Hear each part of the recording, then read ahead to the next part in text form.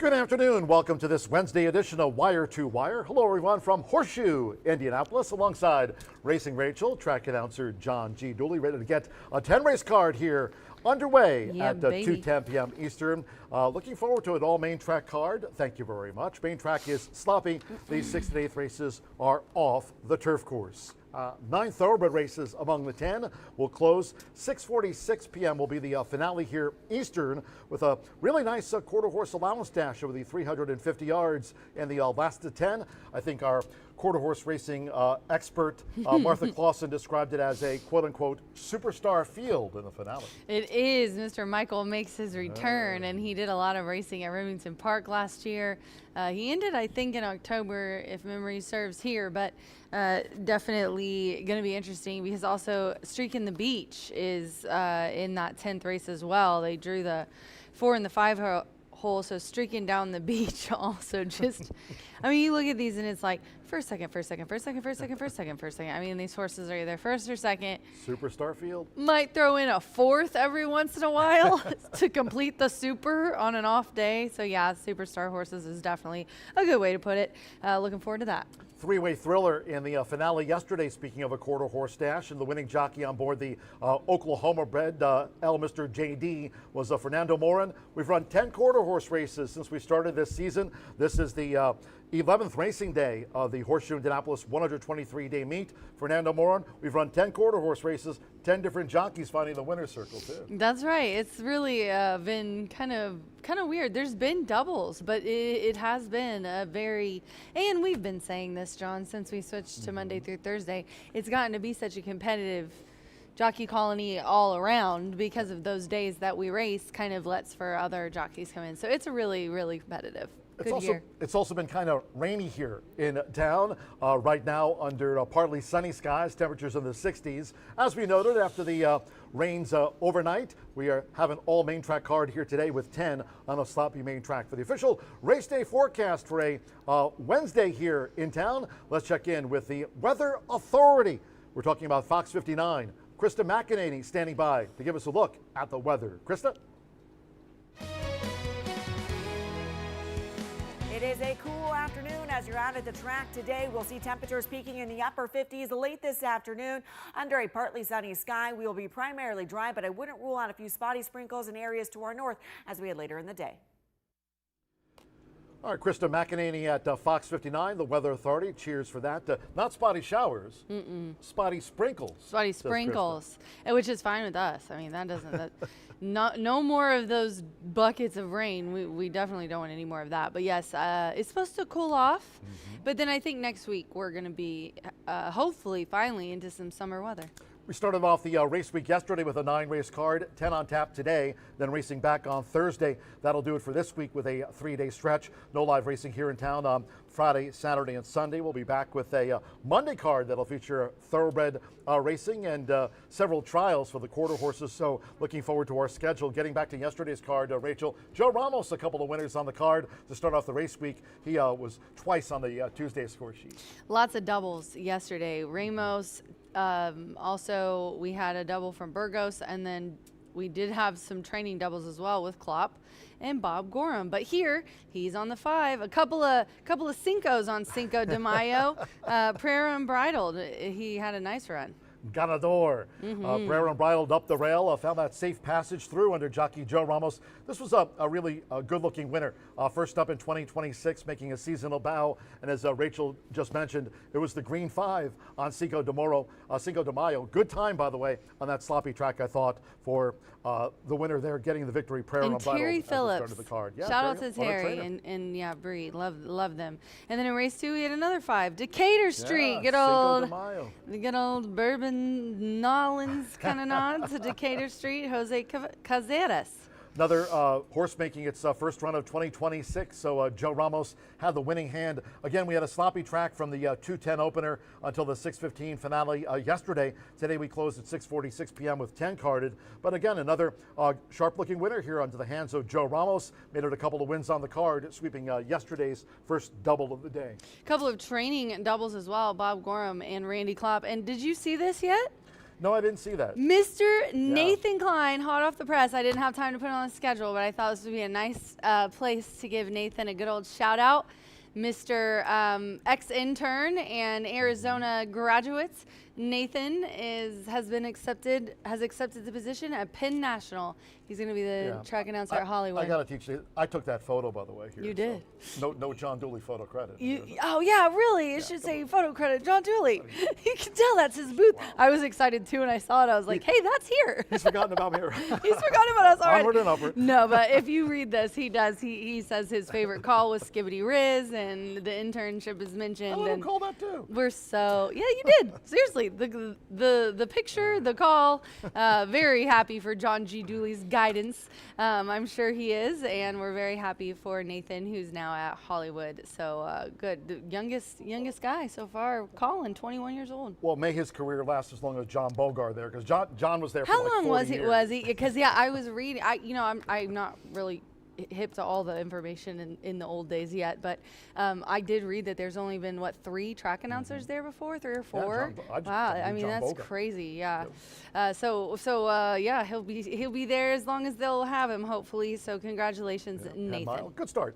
Racing Rachel's Warriors, by the way, we've had that contest for a long time here at Horseshoe Indianapolis. For all of you on track joining us here today, don't forget, right downstairs, if you're here in the clubhouse, first floor OTB. I always call it on-track betting because, of course, it's right there in the casino, open 24/7. But it too. Every Wednesday, pick your way to $2,000. It's your contest. Tell them $100 for first, 75 for second, 25 for third. You can win as a weekly prize in Racing Rachel's Warriors. $1,000 to the winner. A $2,000 final will pay out top 5, but only if you win the weekly contest can you get into the finale there. So be sure to sign up. By the way, take your shot. 10 races today here on track. We have the forecast from Krista McEnany from Fox 59. Just to point out, main track is now muddy. Did I get that right? Or is it right there? Yeah, you did great. I know, isn't it funny because it's like opposite? See, I want to go that way, but it's. Boy. Can you imagine that green screen, those weather forecasts? I certainly appreciate all that Krista does, because I'd be pointing out. I can't even stand the green screen because even if I wear a random, like yesterday I had that blue shirt on, the green screen hated it. So I totally feel what you're saying. I always wore the green shirts. That's why they canceled Dooley's data. So. Oh, Dooley's data. We got to bring that back. Exactamundo begins tomorrow. Yesterday we had our first winner.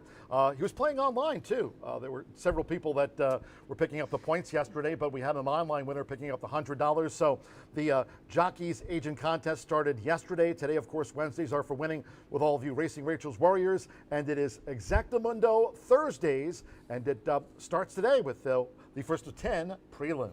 Yeah, super excited about Exactamundo. It does. It begins on Thursday, doesn't it?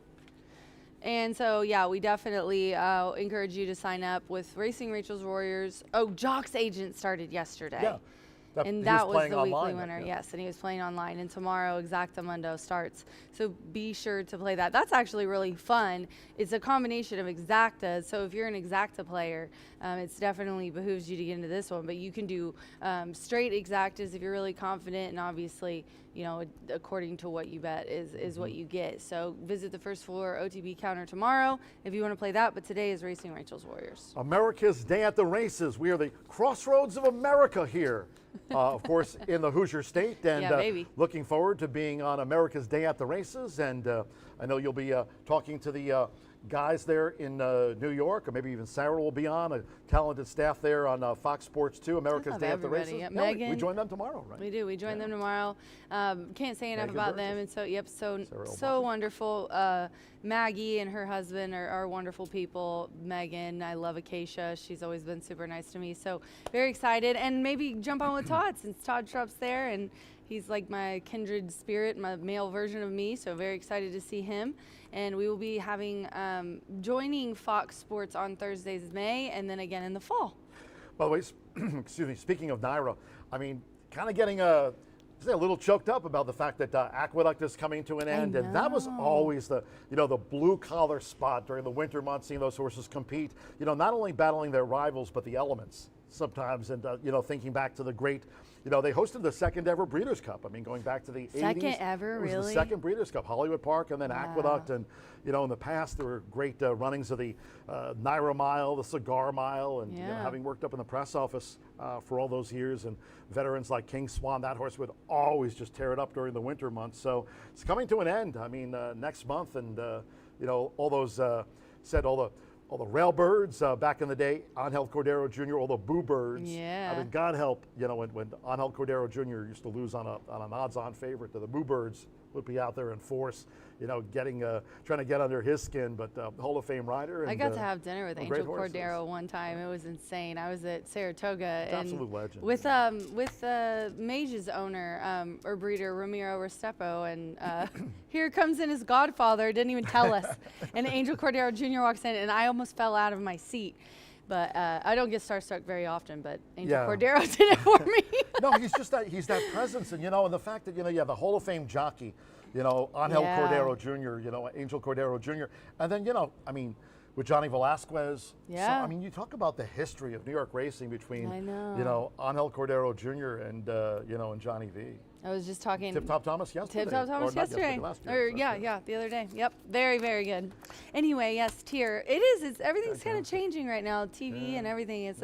I feel like a pivotal part of our industry right now. Let's see where it's going to go. But definitely check us out on Fox Sports. And I am super excited about Caesar's Day. I'm glad we can actually pivot to the B block in just a moment. But Caesar's Day coming up, by the way, speaking of big premier race days here at Horseshoe Indianapolis, May 13th, 3 premier, not just one, not just two. No. 3 premier races, including the $150,000 Cleopatra. That's it's, the one I'm excited about. Yeah, richest turf race. Circle that on your calendar, or certainly check it out on your refrigerator magnet that Ray and her friends gave away here when we raced on Derby Celebration Day.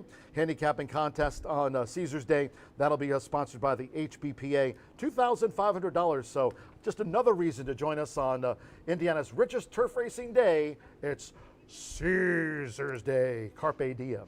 Yeah, thank you so much to HBPA for being a sponsor. It's so important for the Horsemen's Benevolence and Protective Agency to be a part of us here, take care of our horsemen. They just put in that beautiful new building across the street as well, and definitely I think we have one of the best HBPAs in the country. That is a shout out to Mr. Timmy Gleishaw. I will go ahead and give a shout out to Mr. Timmy and Mr. Brian Elmore. But yeah, it's definitely going to be a good day, Caesar's Day. Thank you to our big sponsors this year, talking about Woodford Reserve, Tequila Herrador, also Breed Development, Murphy Trailer Sales, B&H Electric. So good at that. Terrific customer service and loyalty since 1984. That was the first year of the Breeders' Cup. Right on Hollywood Park. Oh, you remember see, that. I remember that. I was there. Yeah. 765-361-8803. Rachel read about it. I read about it, I did. Murphy Trailer Sales, cheers to them. Also, B&H Electric, they've got locations here in town, also in Seymour. Seymour. It's Demure Seymour. Seymour. Also in Bloomington. Got that one right. www.bh-electric.com. B&H Electric, they are the sponsor of the beautiful infield tote board here for another season. Our 123D meet here at Horseshoe Indianapolis. And Russ Hubler Ford, they're on the web, russhublerford.com. They've got their dealership located in Greensburg, Indiana. You can ring them up at 812-651-4615. As Rachel mentioned on yesterday's edition of Wire to Wire, name drop. Just mention Racing Rachel, you're going to get a deal. Just go up to Jerry Sebo and be like, Jerry, Rachel sent me, and he'll give you whatever you want, pretty much for free. Social media-wise, we'd love to hear from all of you. You can reach out to me on X at John G. Dooley. Racing Rachel, as tens and thousands of followers already do, on X at Racing Rachel M. Martha Clausen, Martha, 6:46 p.m., the finale. She described that quarter horse allowance dasher with a 350 as, quote-unquote, a superstar field. Looking forward to hearing Martha's thoughts. Will she be on Mr. Michael or not? Stay tuned. The finale here at 6:46 p.m. Eastern Time. We kick off at 2:10. And there's Brian Aragoni on X, and Mr. B analyst. And track-wise, we'd love to also hear from all of you. There's the Tracks X account at HS Indy Racing. Also on Instagram at Horseshoe Indy. Subscribe to our YouTube channel at Horseshoe Indianapolis. Racing. We've got one more minute before we toss to I Brian do, and I want to Aragoni. tell you guys really quick that Eric wanted me to make sure to remind you that the 7 in race 6 will run. It was reported as scratched, but it is in. Okay. The 7 in race 6. Oh, Twirling Daisy. I still had it in. Yeah, I still had it in All too. right. So, but let's make sure, just in case it's right. reported anywhere else, we'll let you know it is in. All main track card here today. Main track sloppy. Looking forward to it. We're a half hour away from the first of the day, but keep it locked in right here at Wire to Wire. When the pre-race show returns, we'll have the B block with Brian Aragoni right after this for Racing Rachel. For now, track announcer John G. Dooley saying we're done. Have fun. Bye for now. It's the Thank wave. you. Wave. Arigato. Arigato. When it comes to horse racing, you can never have too much information. With Twin Spires, you can place your bets with confidence. Whether you use handicapping insights, like our Brisnet speed ratings, prime power and past performances, the guidance of our experts' top picks, or just choose a name that catches your eye. Yes! No matter how you pick your horse, bet with Twin Spires. And now you can race to victory with Twin Spires tournaments. At the Thoroughbred Aftercare Alliance, we believe in giving every thoroughbred a second chance. And thanks to you, the owners, trainers, breeders, and every supporter, You've created a ripple effect of change that's helping these magnificent animals move on to new careers and safe, fulfilling lives after racing. Every single donation, whether big or small, is contributing to a brighter future. But this race is just beginning. Because of you, we have gained incredible momentum and we're ready for more.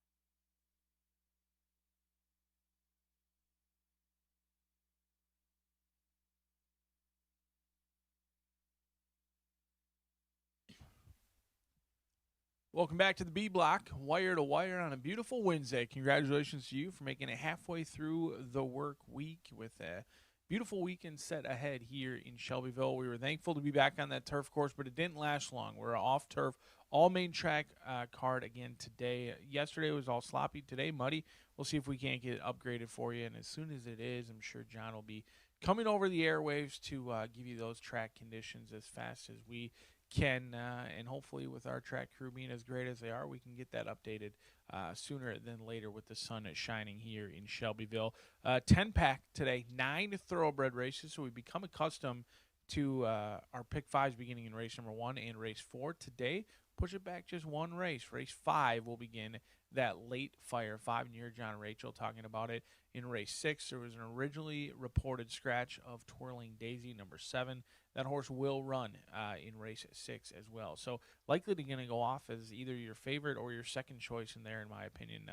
Certainly want to note when you're handicapping that late fire 5 or that Itoba pick 4 that the 7 will race in race number 6. 27 minutes away from the opener here at Horseshoe Indianapolis each and every day. I'm thankful that I get an opportunity to take you through how I viewed the first 5 races, put together a little bit of a ticket. You can either follow the ticket or maybe take some tidbits or just cross out whatever I have and play your own ticket however you see fit. I thought today was challenging.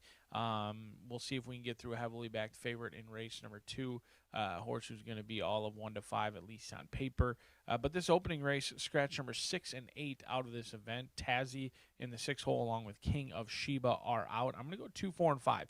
Taking a stand against Exodus. This is a $325,000 Keeneland sales grad back from 2024. Has been training consistently down at Payson Park in Florida. I think this Kentucky bred likely had opportunities either to debut during the championship meet or maybe even Oaklawn or Keeneland and lands here at Horseshoe Indianapolis. Now, that's nothing to sniff at, but this horse, from what I've seen on those workouts, and I'm thankful that workouts are starting to be promoted more and more frequently so that bettors can see the works, has been kind of hard used, hard ridden, and used being asked for his best run over at Payson Park. And frankly, the owners are 0 for 7 with Brad Cox with first-time starters. Now, the only other time that WinStar Farm and China Horse Racing Club have shipped a horse over to Horseshoe Indianapolis was one other time. They went off at even money. They didn't hit the board. Now, with all that in mind, you should likely single this horse. That's the reality of it. When I play against a favorite, and I've got some statistical data backing it up that the owners are 0 for 7 with first-time starters with Brad, and they've come to Horseshoe once and haven't hit the board, that means you should likely single and double and increase your wager. 3-year-old colt who's got royal breeding, $325,000 purchase with Brad Cox and Fernando de la Cruz. For many, that's likely a single. Not for me. I'm going to go a different direction in here. I think Sam Salat ran an admirable race for Daniel Simpson and Joe Ramos.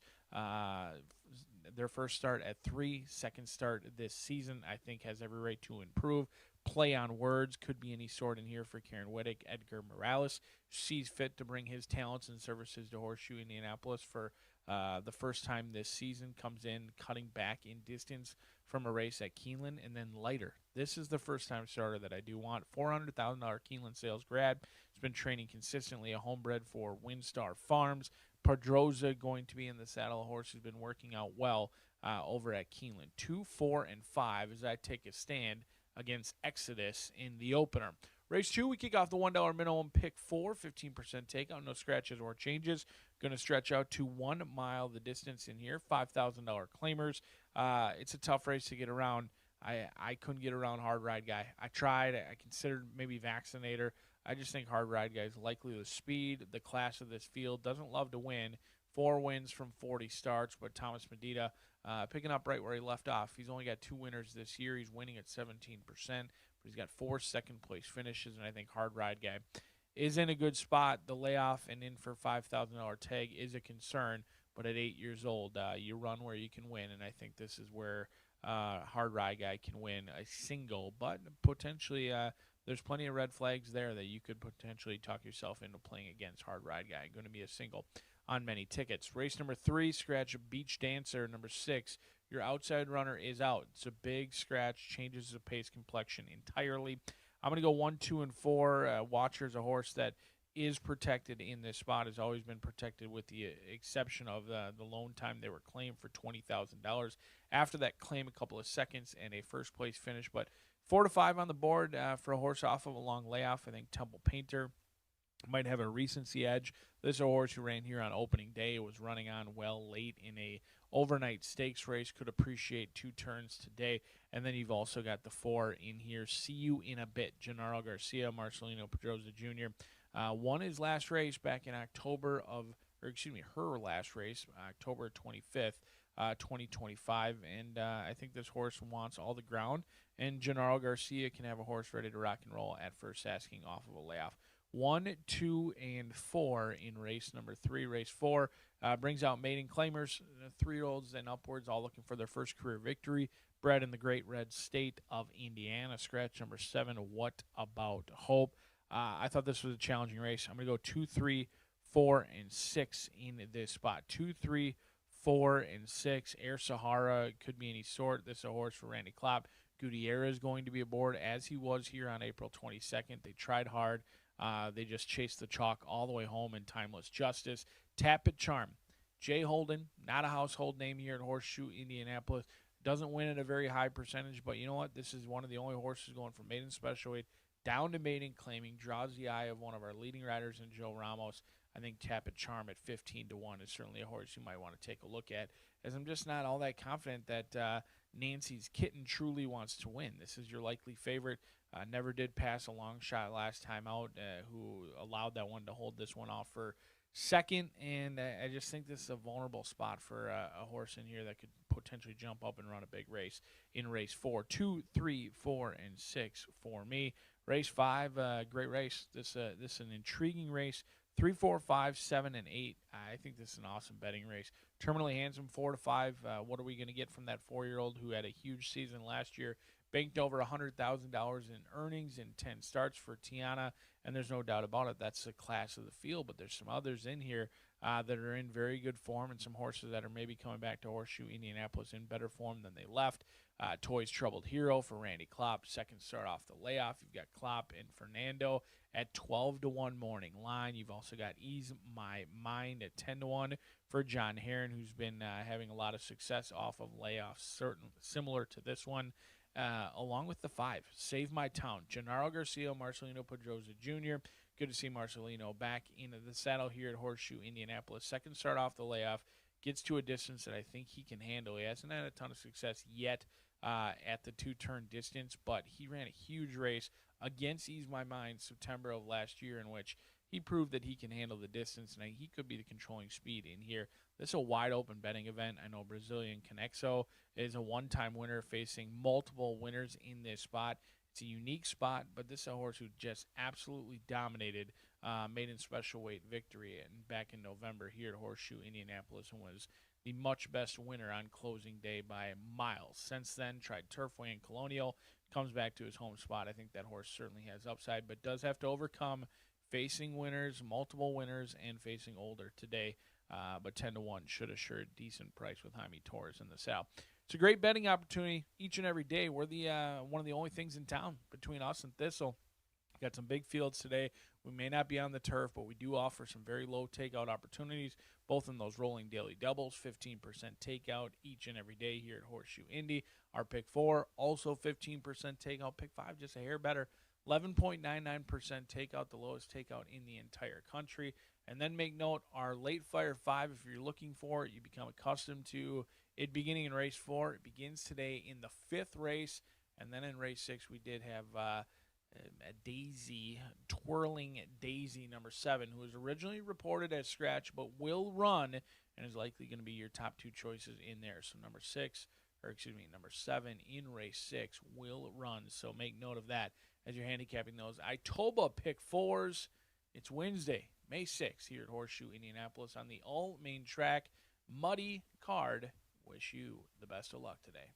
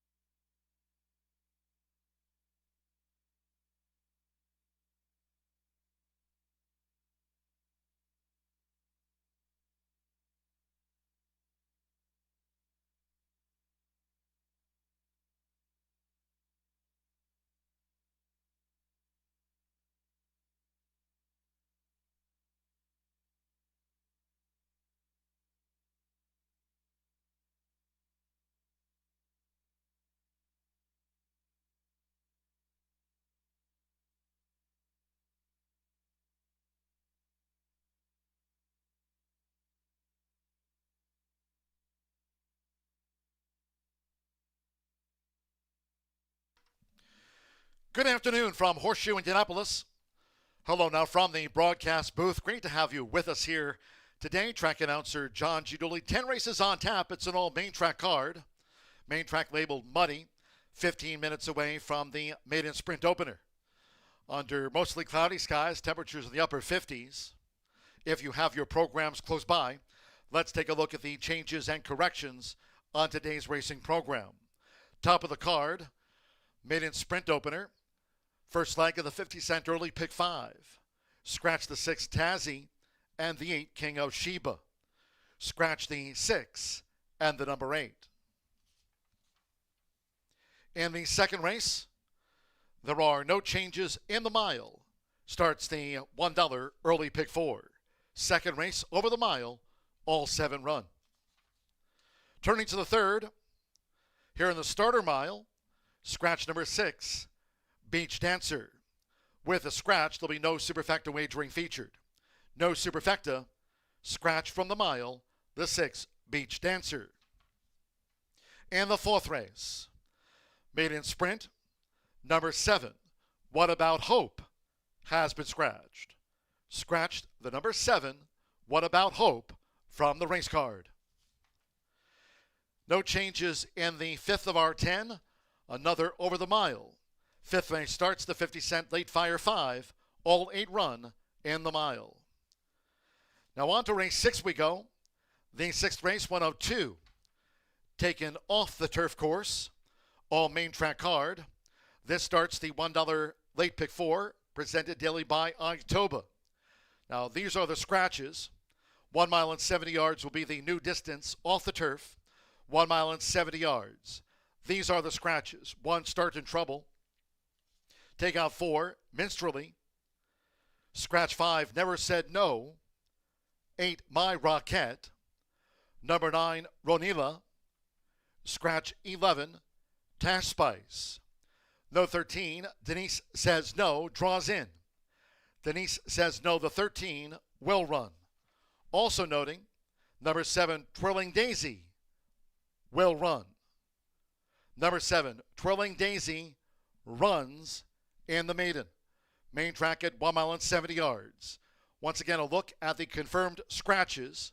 They are numbers 1-4, 5-8, 9-11. All have been scratched. 13, Denise Says No, draws in. And 7, Twirling Daisy, is a runner in the Maiden. There are no changes in the 7th race sprint. All 9 run, due at 5:16. Following that, race 8. 102 taken off the Caesars course. 8th race will now be run on the main track. Note the new distance of 1 mile and 70 yards. Here, scratch the 2, Gerald Ray Dapple Gray. Number 4, The Minkster. Scratch 5, Elevated Game. 6, Rock and Roll Bolt. Take out the 7, Money War. Scratch the 10, Eye Witness. And 11, A Credit. With those scratches, there'll be no show wagering, no trifecta, no superfecta. Main track at 1 mile and 70 yards. It starts the $5 last call, thoroughbred double. Scratch the 2-4, 5-6, 7-10, and the number 11. In the 9th race, scratch number 1, Jandini, and the 7, She's Tops. Maiden Distaff Sprint, scratch the 1 and the number 7. And in the 10th race, nice quarter horse allowance dash over the 350 to cap off the card. 6:46 scheduled post time. Scratch 3, TW Streaking Cowboy. 12, JLA Hide the Shine. And scratch the 13, Sweet and Hot. Note number 11, After School, draws in. After School, the number 11 will run. Scratch D3, 12, and the number 13. Number 2, AP Miss Luna's Tide. There's a change of jockey to Alberto Serran. Alberto Serran on 2, AP Miss Luna's Tide in the 10th race, quarter horse dash over the 350 yards.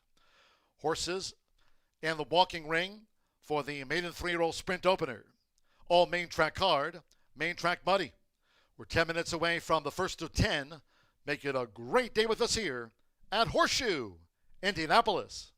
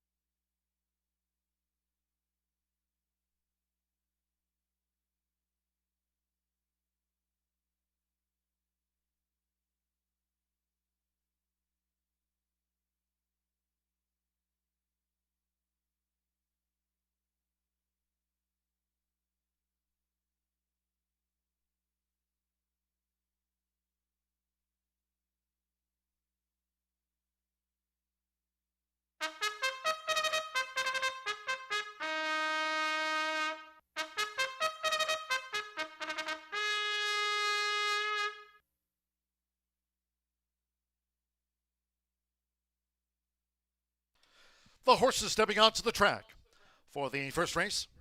Maiden 3-year-old sprint at the top of a 10-race card. This over the 6 furlongs. They feel the 6. Scratch the 6 Tazzy and the 8 King Oshiba. Scratch the 6 and the 8 from the race card. Race 1 features exacta, trifecta, superfecta. The start of our rolling doubles, 50-cent pick 3s. This the first leg of the 50-cent early pick 5. All main track card off the turf. The 6th and 8th will be run on the main track today. Main track muddy. 3 minutes to post time. 3 minutes.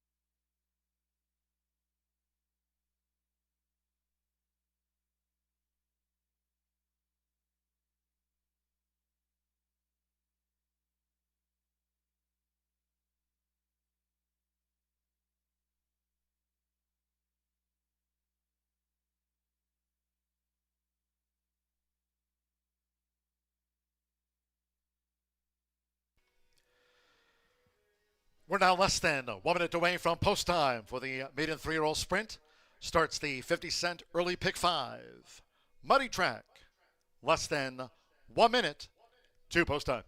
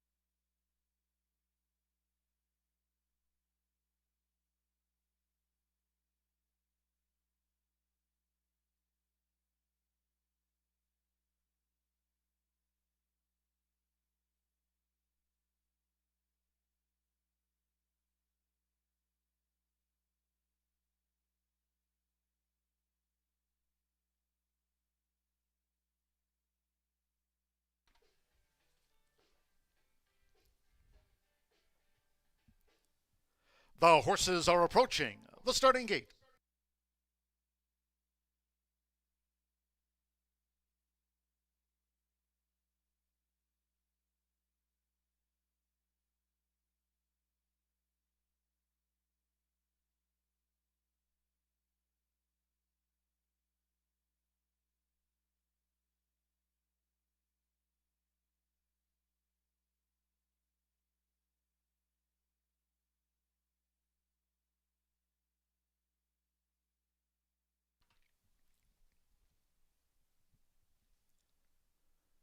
The horses have reached the starting gate. It is now post time. Loading for the maiden, Fernando de la Cruz. Here's Exodus. Exodus went in okay. Agamarellas with play on words. Joined Exodus. Marcelino Pedrosa Jr. with Lighter. Joe Ramos, Sam Salat loaded. Evan Roman, J.R. Bartholomew. One of the 3 first-time starters at 6 furlongs. Stand by one more, Rodney Prescott Lunaticus. He debuted at Turfway Park. All main track hard, main track muddy. They're in the gate. Away and running out Horseshoe Indianapolis. Play on words broke sharp. Quickly engaged by Exodus, who's making a dash for it now from the rail for Fernando de la Cruz and the Windstar White. It's Exodus, who's taken the lead from Play on Words, who's second after breaking a lightning quick for the run to the half-mile pole. Nearest the inside, Sam Slot to the purple cap is running in third from Lunaticus in fourth as they make the way into the far turn. Lighter's fifth at the 3.5, and beaten for speed, the newcomer, Jared Bartholomew trails here in the Wednesday opener.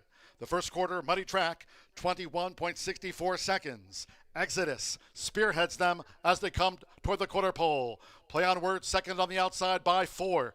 Lighter will straighten away in third. Lunaticus fourth on the far outside as these maiden 3-year-olds come for home. Sam Salat and J.R. Bartholomew toward the rail. Into the stretch, half mile, 44.96 seconds, and Lighter has taken the lead from Exodus with 1 furlong to go. For Marcelino Pedrosa Jr., it's the son of Constitution, and Lighter is slipping away from them. Past the 16th, Exodus is second, late run by J.R. Bartholomew.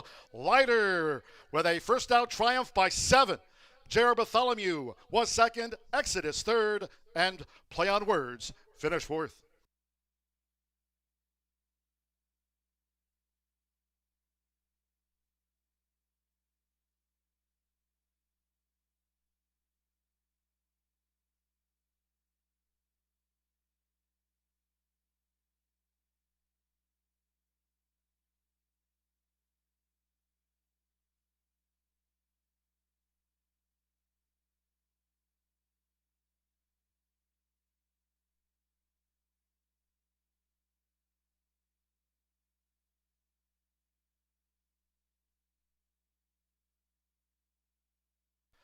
.110.62 for the maiden sprint opener.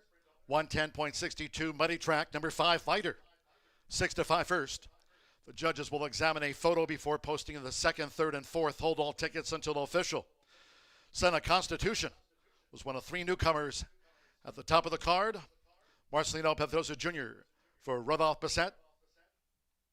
Lighter takes out the maiden, number 3, J.R. Bartholomew. 38-1 was second. 1 Exodus, lost place late. 4 Play on Words at 5-2 was fourth. 5-3-1-4, the first favorite home, Lighter.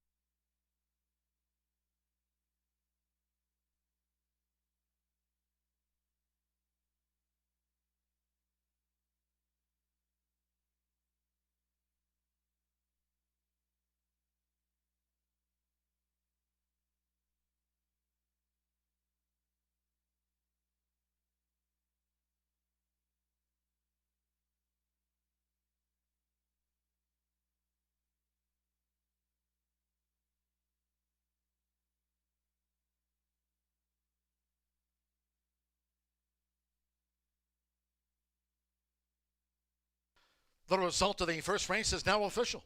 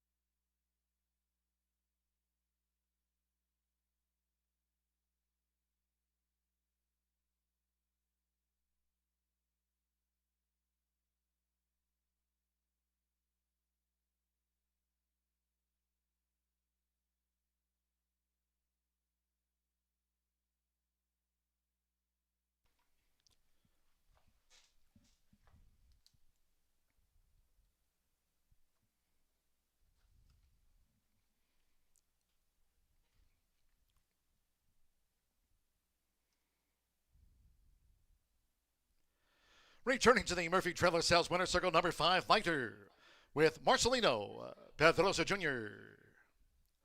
Lighter is a 3-year-old bank colt by Constitution.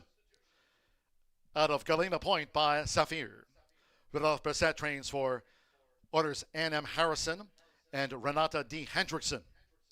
He was bred in Kentucky by Windstar Farm. Horseshoe Indianapolis congratulates the winning connections of Lighter. Debut winner in the first of the day. Results in 5-3 exacta paid $147.80. 50-cent trifecta 5-3-1, $121.45. Play on words was fourth. The 10-cent superfecta 5-3-1-4 returned $89.52. In the first of the day, the 6 and 8 were non-runners in the maiden. Favorite first. 6 ran 110.62, muddy track. 20 minutes away from race 2 of 10. There are no changes in the mile. Exacta trifecta superfecta, double pick 3, starts at the $1 early pick 4. All main track card, muddy. Post time will be at 2:40 in all cases if you can. Please do. Try to make your Horseshoe Indianapolis selections and wagers today early. Thank you. Coming up in just a moment, our first race replay of the maiden 3-year-old sprint. Hope you had a bet on Lighter.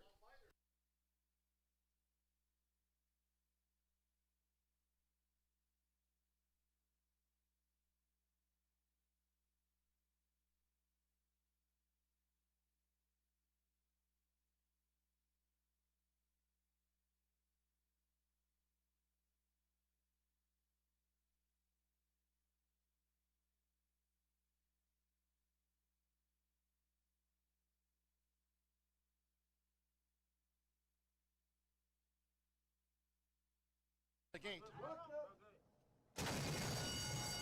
Away and running out Horseshoe Indianapolis.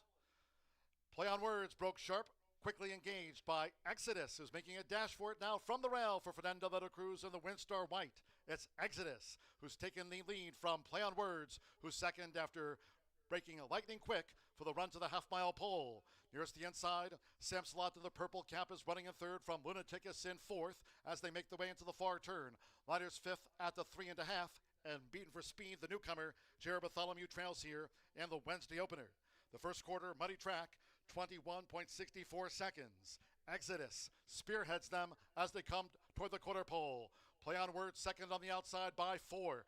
Lighter will straighten away in third. Ludicrous fourth on the far outside as these maiden 3-year-olds come for home. Sam Salat and Jared Bartholomew toward the rail. Into the stretch, half mile, 44.96 seconds, and Lighter has taken the lead from Exodus with 1 furlong to go. For Marcelino Pedrosa Jr., it's the son of Constitution, and Lighter is slipping away from them.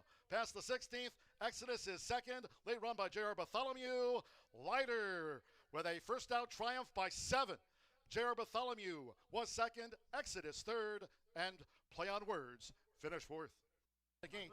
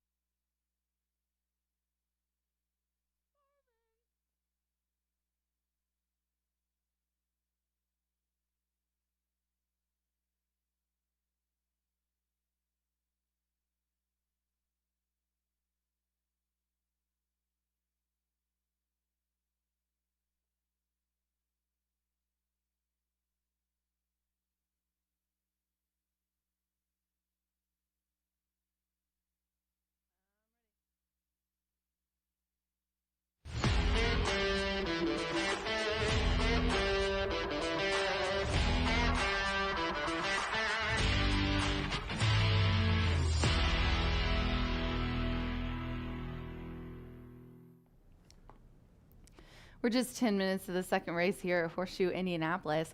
Got a bottom level claiming here for 3-year-olds and up. They're going to go a mile on the muddy main track here today. We don't have any scratches in this seven horse field. Let's see what we can do with the 3. I do like the 7. I have it in my picks, but I went with the 3 today. I went against the chalk in the first race, though, so I think I picked the wrong races to go against the chalk. But we'll see what happens with the Vaccinator, the 3, who is owned by Mr. Ray Paquette and Tim Belote. And also he trains, he co-owns, and he's had this 5-year-old gelding and claiming for 12.5 when he debuted on the 21st. Now, this is second off the layoff, so might have needed that one. Hadn't raced here since closing day of 2025. So definitely, I think, needed one. And not only are we hopefully going to improve off that start, but we are also going to improve going down to claiming for 5, which if you look at some of the claiming for 5 races, they're a lot nicer, some wins, a win and a couple of close ones on the board.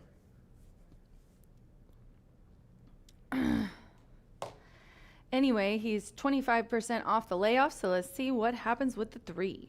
I'm going to go with a 7 now, Hard Rye Guy, even money favorite. Tom Medina is the trainer, and Luis Contreras is in the irons here. I know why everybody, it's the even money favorite. He's been in an allowance company, starter optional claiming. His last win was by 5 in an allowance here on May 3rd last year. And then in those starters, a second and a third, including that third with Orlando Mojico aboard on the slop on June 25th. But then he didn't race ever since then. He took almost a year off. So a little bit of a question mark there. That's why I put him second. The time off last year for the rest of the year and then coming back today and then they drop him down to 5. It's just a little I just thought maybe that the 3 would have a better chance here today. I think maybe Hard Ride Guy needs one. Being off from the racetrack for over 10 months is a big thing. But he's a speed. He's put up an 83 and 85 in some of those races last year. And he's dropping down in class. He also is working well. So April 24th, 4 furlongs, 48 and 2. That's not bad. Breezing 7 and 55. And then I'm going to round it out with the 2, 16 to 1. I like those odds. If I can get Wissam Sharaf in there, I'll be happy. But this one gets Joe Romero in the irons, Bug Rider. He's been doing pretty well. This is a 6-year-old gelding. He's been around, but he's run 14 times and he's ran 14 times, 2 wins in 2 seconds. So I don't think he's found his spot yet, but this is the lowest this guy has been. If you go back to 25, he was running in February for claiming for 5 one time. Other than that, it was 7,500 claiming for 8 and 12.5. But I just think that this is dropping back down.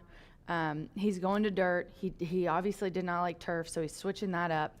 And then he's put in a sharp work. This is another one that's been off for a year. That is a question mark, but has been training well. April 27th, 4 furlongs, 48 flat, 2 of 10 is not bad either. 372 is the jockeys are about to get the leg up and horses are going to head to the track for the second race. I am on the 3 in here. Good luck.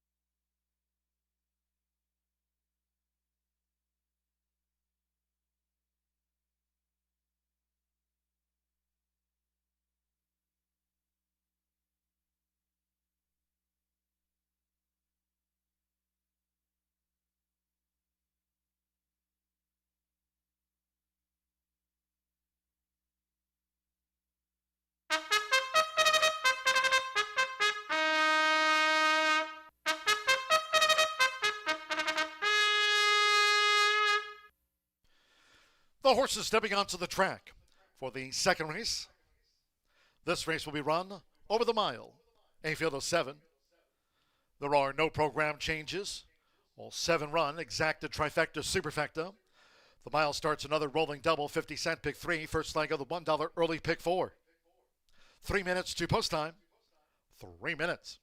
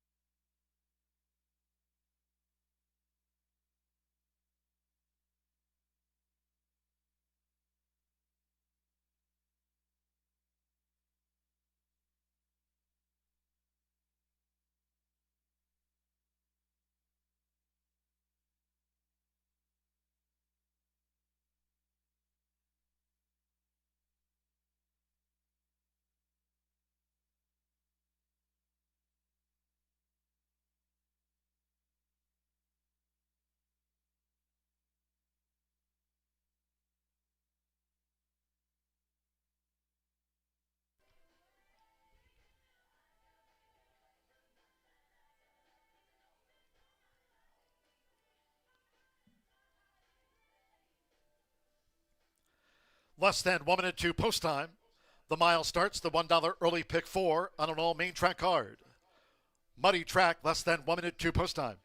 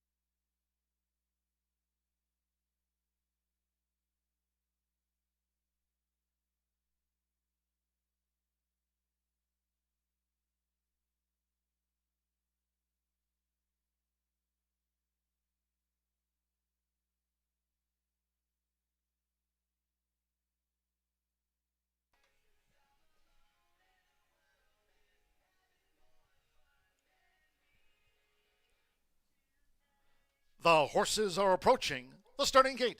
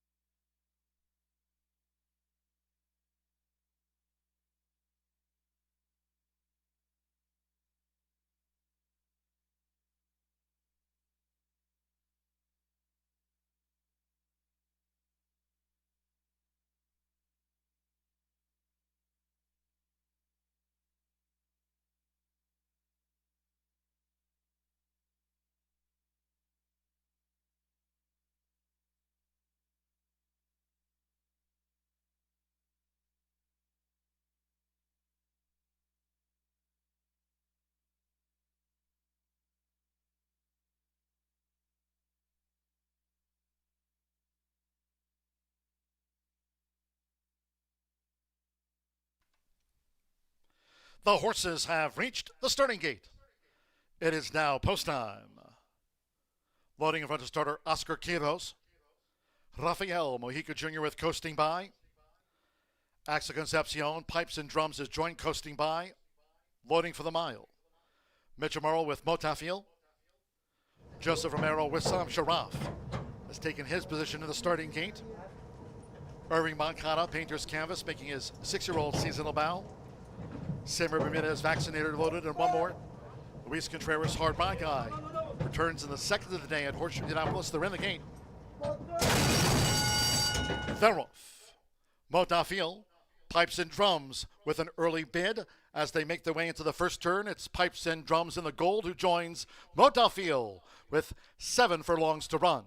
Then toward the inside is Wissam Sharaf in a black cap. Painter's Canvas with an early bib, but out deep on the track as these leaders go to the back of this muddy track, and Vaccinator is in between horses. The trailers are Coasting By and Hard By Guy. They go up the back, being led by Pipes and Drums for Axel Concepcion. The first 2 of 8 furlongs in 25.15 seconds. It's Pipes and Drums in front here by a half length. Mitchell Morrow has Motafiel right there with the front runner. Painter's Canvas in the green cap is out deep running in third. Vaccinator makes a bid in between horses. Coasting By is starting to gain with Sam Sharaf toward the inside, and Hard By Guy taking a wider angle of attack for Luis Contreras. They go past the half-mile pole in 50.22 seconds. They enter the far turn. It's Pipes and Drums. Motafiel has been right there. 3 furlongs to go at Painter's Canvas. Making 3-path progress now for Irving Moncada to join the battle, with Hard By Guy running in fourth and in range as Painter's Canvas is on the edge of the quarter pole. Vaccinator Coasting By under pressure, and Wissam Sharaf is last. They turn for home, 3/4, 1 minute 14.90 seconds. It's Painter's Canvas. Painter's Canvas, Hard By Guy is coming with a long run on the outside. In between horses, Motafiel, Pipes and Drums led, but has dropped back as they come past the 16th, and Vaccinator is showing up at the finish. Vaccinator charging after Hard By Guy. 8-year-old Hard By Guy, first up in 2026. Hard By Guy, save it home. Over the late gain by Vaccinator. Painter's Canvas third, and Coasting By finish back and forth.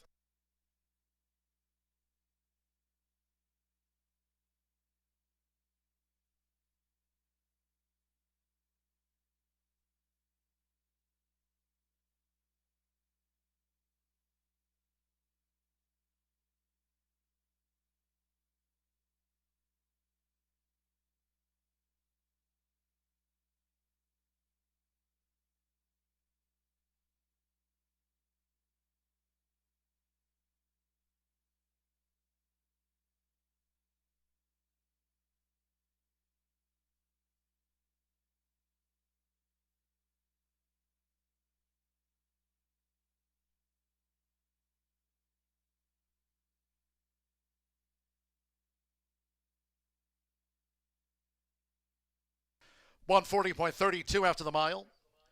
After a photo finish. Number 7, Hard By Guy, first. 3, Vaccinator, 1 second. 6, Painter's Canvas, third. And 1, Coasting By, fourth. 140.32. Luis Contreras for Tomas Medina. Son of Hard Spun was making his 8-year-old season about 6-5 favorite. Hard Rye Guy has beaten home Vaccinator. Painter's Canvas coasting by 4th.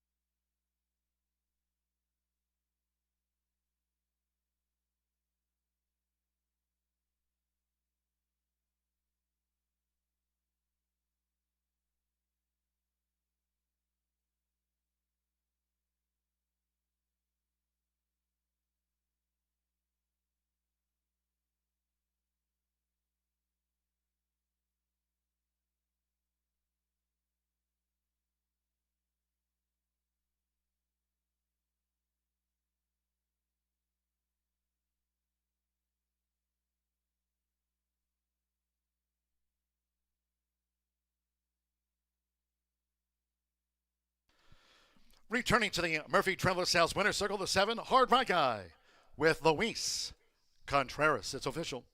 Hard Rye Guy, an 8-year-old. Chestnut Gelding by Heartspun out of the Flower Alley Mare, Le Palme d'Amour. Thomas Medina trains for Blanca Salazar. The winner was bred in Kentucky by Godolphin and John R. Penn. Horseshoe Indianapolis congratulates the winning connections. Hard Rye Guy takes out the mile in his first run of the year. 7-3 exact to pay $13.60. 50-cent trifecta, 7-3-6, $9.70. 5 and 7, the opening double, combining Blighter with Hard Rye Guy, returned an even $11. Coasting by was 4th. The 10-cent superfecta, 7-3-6-1, returned $7.49. In the mile, favorite was first. All 7 ran, 140.32. The track remains labeled muddy. There were 2 claims. 3 Vaccinator for $5,000 claimed by Ellen Hayes and Michael Hayes. Trainer Michael Hayes claimed Vaccinator, ran second. And the 7, Hard Rye Guy. The winner was claimed by Penny Lauer. Trainer Michael Lauer claimed Hard Rye Guy, won the mile. 20 minutes away from race 3. Another mile on the day. Scratch the 6, Beach Dancer. With that scratch, there'll be no superfecta wagering featured on the starter mile. No superfecta, scratch 6, Beach Dancer. Exacta trifecta, double pick 3. Post time will be at 3:10.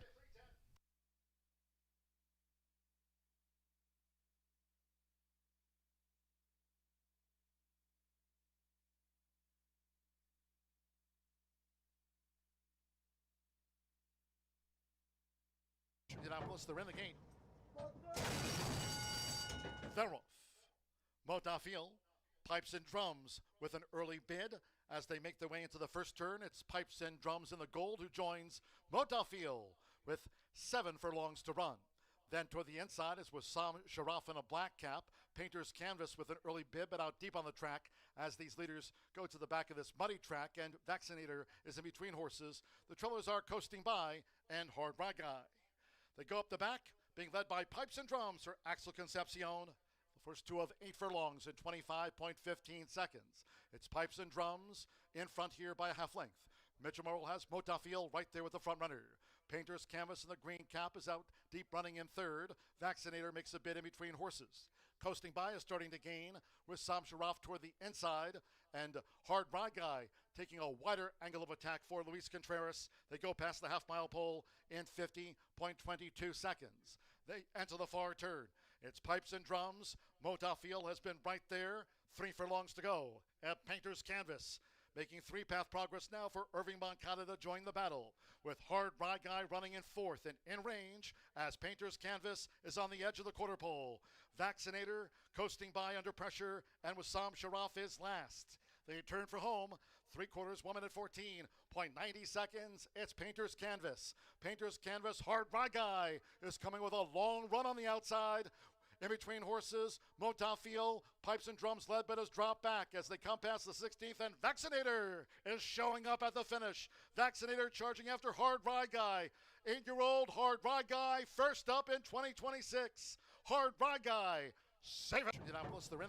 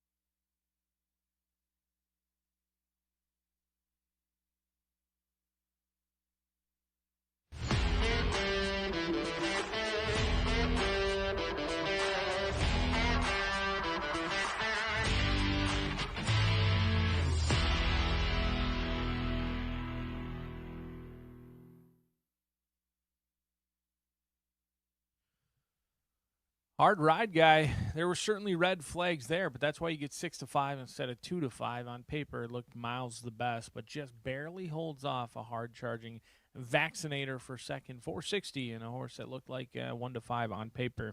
Move along to race number 3, rolling daily doubles and pick threes, whatever fits your fancy. Do note, race 5 will kick off today's late fire 5, and race 6 will kick off the Itoba pick 4. Let's take a look at this race 3, scratch number 6, Beach Dancer. Huge scratch out of this race leaves us with a field of 5 that's certainly going to affect the pace in this race as they're going 1 mile in here. Still listed on a muddy main track, and it looks like the bettors have settled in on 2 horses, the 1 and the 2.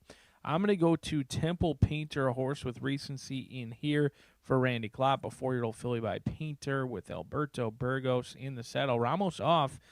He is off this at Temple Painter as he was aboard last time out. He's not in the race, so it's not like he jumped ship or is anywhere else. Burgos has been getting some more calls here recently this season than he did in years past from Mr. Randy Klopp. And they're having success. I mean, Klopp's winning with everything he's sent to the track. He's winning at 27%. So anyone who is aboard has had success. But what I like most is this horse came back, was in an overnight stakes, was running on well late against some of Indiana's finest in Ecati Flatter, Hot Middles, but should appreciate and prefer going around 2 turns. They tried sprinting multiple times last year, and they actually had success. They lost a photo finish for the seasonal debut last year to G-Force Jimmy, and then they won at 6-5 from the maiden special weight. After that, they really went to 2 turns, and they never looked back. I mean, they banked $200,000 last year. They were as consistent as they come for Bob Dobbs, banking over $200,000. I think there's back class in there, and I think there's more than we saw for this season's race on April 7th. So this horse should be much more fit and will appreciate the added ground. She's showing good energy down here in the walking ring as well. A consistent sort, 7-5, co-favored with your inside runner, but the value may come from See You in a Bit. Marcelino Pedroza Jr. donning the classic silks of Southwest Racing Stables. For Gennaro Garcia in here, this 4-year-old filly has 3 wins and 3 third-place finishes to her name. Any success today would push her career earnings up over $200,000. She's primarily been running around 2 turns as well in her younger years. 2, she won on debut, in which she dominated, going 5 furlongs. After that, she found winners much tougher, at least early on, but then once she stretched back out to 2 turns, and as she's gotten older, she's been the controlling pace setter, and she could be the pace setter in here as well. I'm sure See You in a Bit connections were not too sad about seeing Beach Dancer not enter this race, because now it does look as if the 4 is going to be your lone pace center on the front end. We'll see how fresh Watcher is off of a layoff, could show some speed, and Temple Painter's usually not too far behind, but I think the lead is See You in a Bit if she wants it, and I think in a race like this, I want to be on the lead. She could get, she hasn't been seen since before Halloween last year. She won at 22-1. We'll see. She's not going to be anywhere near that price. She's going to be around 5-1, but we'll see if she can do it again in here. Looking for win number 4 and only start number 12 down on the inside. Going to be tough to beat Aaron West, so on Fernando De La Cruz. De La Cruz winning with everything he's been aboard. 26% for final furlong stables. It's Watcher off the long layoff. Another who hasn't been seen since last summer.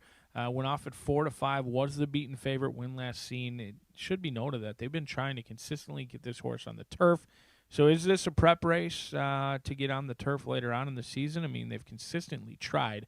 Now, they have picked up paychecks very admirably in these off-turf events, but do note, they've been beating up on horses that ultimately want to be on a different surface, taking advantage of that. They've been entered on the turf 4 straight times, only got on that turf course 1 time, so we'll see if Watcher needs the sod for her best finish, or if this 5-year-old who was once claimed for $20,000 is ready to rock and roll. At first asking for Aaron West, you can have him ready to go off of a layoff.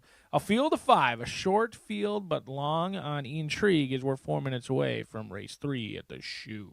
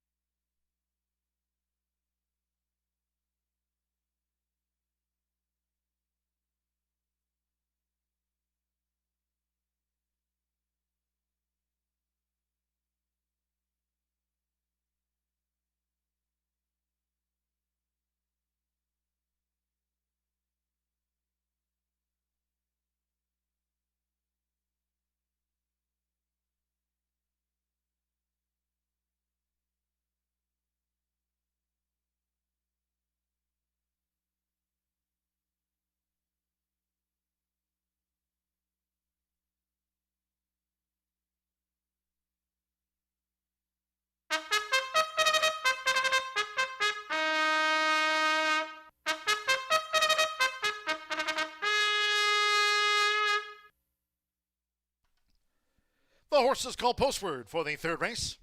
Starter Mile, a field of 5, scratch 6, Beach Dancer. There's no superfecta wagering featured. Scratch the 6, Beach Dancer, withdrawn from the mile. Exacta trifecta, double pick 3. Main track here remains labeled muddy. 3 minutes to post time. 3 minutes.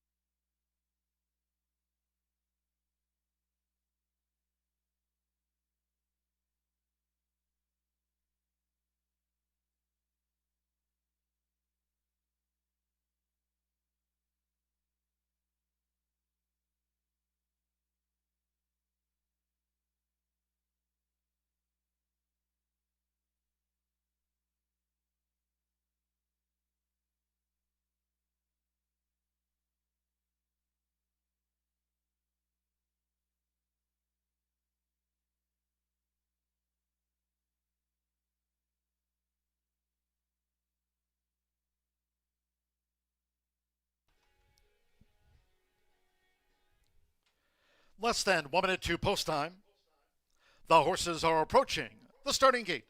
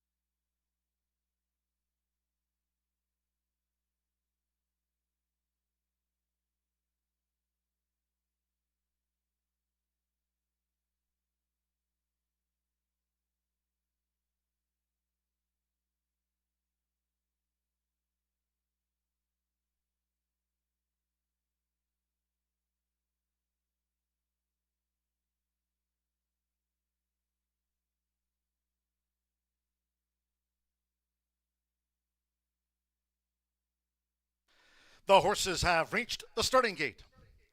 It is now post time. Fernando de la Cruz with Watcher. First to take her position in the starting gate. Alberto Burgos, Temple Painter. Load 6-5 favorite for the mile. Temple Painter's joined Watcher. Santo Sanjor with Cam's Rockin' Gold.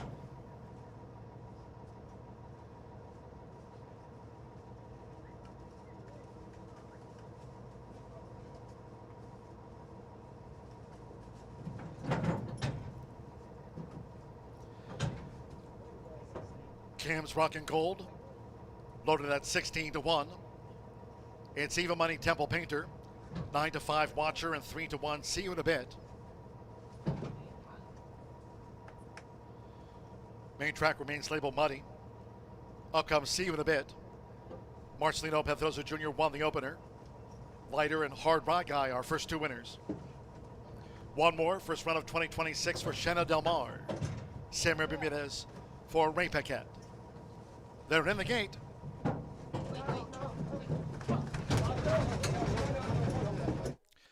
Cam's Rockin' Gold.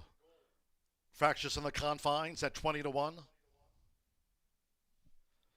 Santo Sanjor to remount Cam's Rockin' Gold.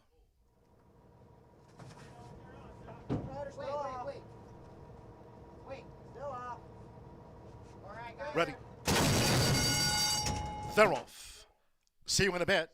Watcher toward the inside with Temple Painter in a maroon cap. Cam's Rockin' Gold and Shanna Del Mar as they enter the first turn. It's See You in a Bit. With Marcelino Pedrosa Jr. See You in a Bit is the pilot. Leads Watcher by 2 at the 6.5. Temple Painter is third upon settling by 3. The trailers are Cam's Rockin' Gold and Shanna Del Mar. See You in a Bit takes control of the early pace. See You in a Bit leads up the back of the track. 25.36 for the lead part. Watcher making her 5-year-old seasonal bow. She follows See You in a Bit, who leads by a half length to Watcher, 3/4 of length. Temple Painter running third on the outside for Alberto Burgos, making this run toward the half-mile pole. The trailers Shanna Del Mar with Cam's Rockin' Gold. See You in a Bit continues to hold on to this advantage from Watcher, Temple Painter, Shanna Del Mar, and Cam's Rockin' Gold. Half-mile, 49.34 seconds. They enter the far turn. See You in a Bit has controlled it. Just inside 3 furlongs to go. Fernando de la Cruz and Watcher poised now. Watcher up 2. See You in a Bit as they come toward the quarter pole. 7 lengths away to Shanna Del Mar, who's gained into third from Temple Painter and Cam's Rockin' Gold as these fillies and mares straighten away after 3/4. In 1 minute 13.30 seconds, it's Watcher. Watcher just leads See You in a Bit, who tries to battle on toward the inside, and these two coming past the 16th. With Shanna Del Mar back in third, Cam's Rockin' Gold and Temple Painter not today. With Fernando de la Cruz, it's Watcher's day. And Watcher pulled away to best See You in a Bit by 3. Shanna Del Mar finished third.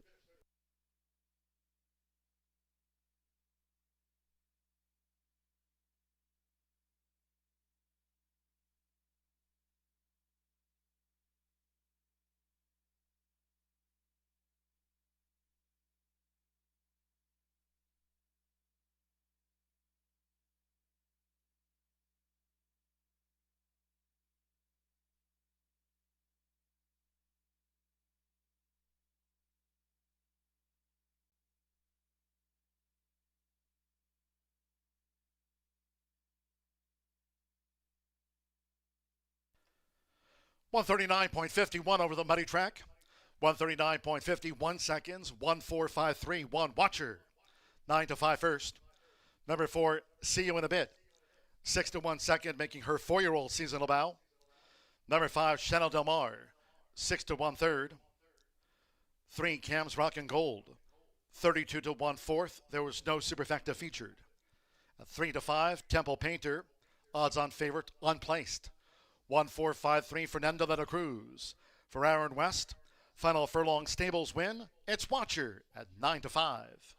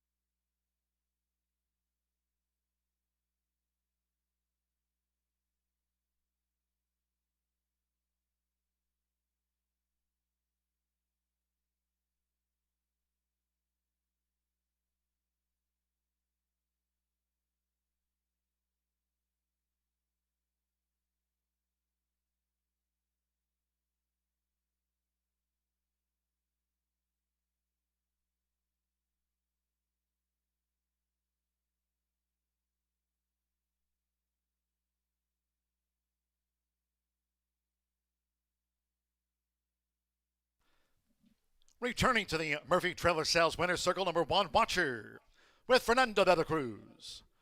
Watcher's a 5-year-old bay mare by temperature. Out of the El Prado mare, Cadillac Kelly. Aaron M. West trains for Jeff Mattingly's Final Furlong Stables LLC. The winner was bred here in the Hoosier State by Randy Hafner. Horseshoe Indianapolis congratulates the winning connections of Watcher. Wins the starter mile. It's official.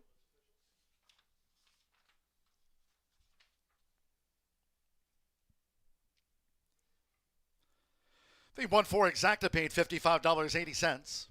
Chanel Del Mar was third. 50-cent trifecta 145, $40.30. 7-1 double paid $10.20. Watcher capping off the first 50-cent pick 3 of the day.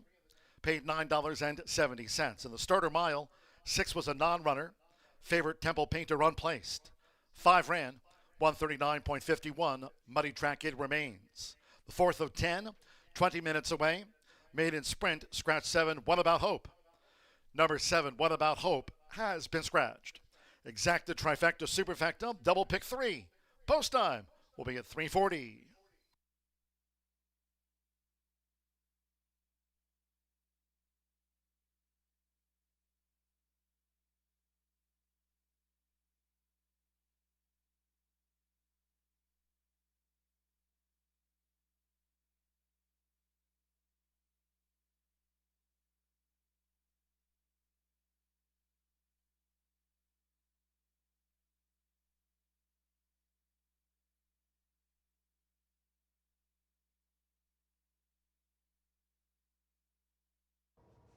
Ready. They're off. See you in a bit. Watcher toward the inside with Temple Painter in a maroon cap. Cam's Rockin' Gold and Shanna Del Mar as they enter the first turn. It's See You in a Bit. With Marcelino Pedrosa Jr. See You in a Bit is the pilot. Leads Watcher by 2 at the 6.5. Temple Painter is third upon settling by 3. The trillers are Cam's Rockin' Gold and Shanna Del Mar. See You in a Bit takes control of the early pace. See You in a Bit leads up the back of the track, 25.36 for the lead part. Watcher making her 5-year-old seasonal bow. She follows See You in a Bit, who leads by a half length to Watcher, 3/4 of length. Temple Painter running third on the outside for Alberto Burgos, making this run toward the half-mile pole. The trailers Shanna Del Mar with Cam's Rockin' Gold. See You in a Bit continues to hold on to this advantage from Watcher, Temple Painter, Shanna Del Mar, and Cam's Rockin' Gold. Half mile, 49.34 seconds. They enter the far turn. See You in a Bit has controlled it. Just inside 3 furlongs to go. Fernando de la Cruz and Watcher poised now. Watcher up 2. See You in a Bit as they come toward the quarter pole. 7 lengths away to Chanel Del Mar, who's gained into third from Temple Painter and Cam's Rockin' Gold as these fillies and mares straighten away after 3/4. In 1 minute 13.30 seconds, it's Watcher. Watcher just leads See You in a Bit, who tries to battle on toward the inside, and these two coming past the 16th. With Chanel Del Mar back in third, Cam's Rockin' Gold and Temple Painter not today. With Fernando de la Cruz, it's Watcher's day. And Watcher pulled away to best See You in a Bit by 3. Chanel Del Mar finished third.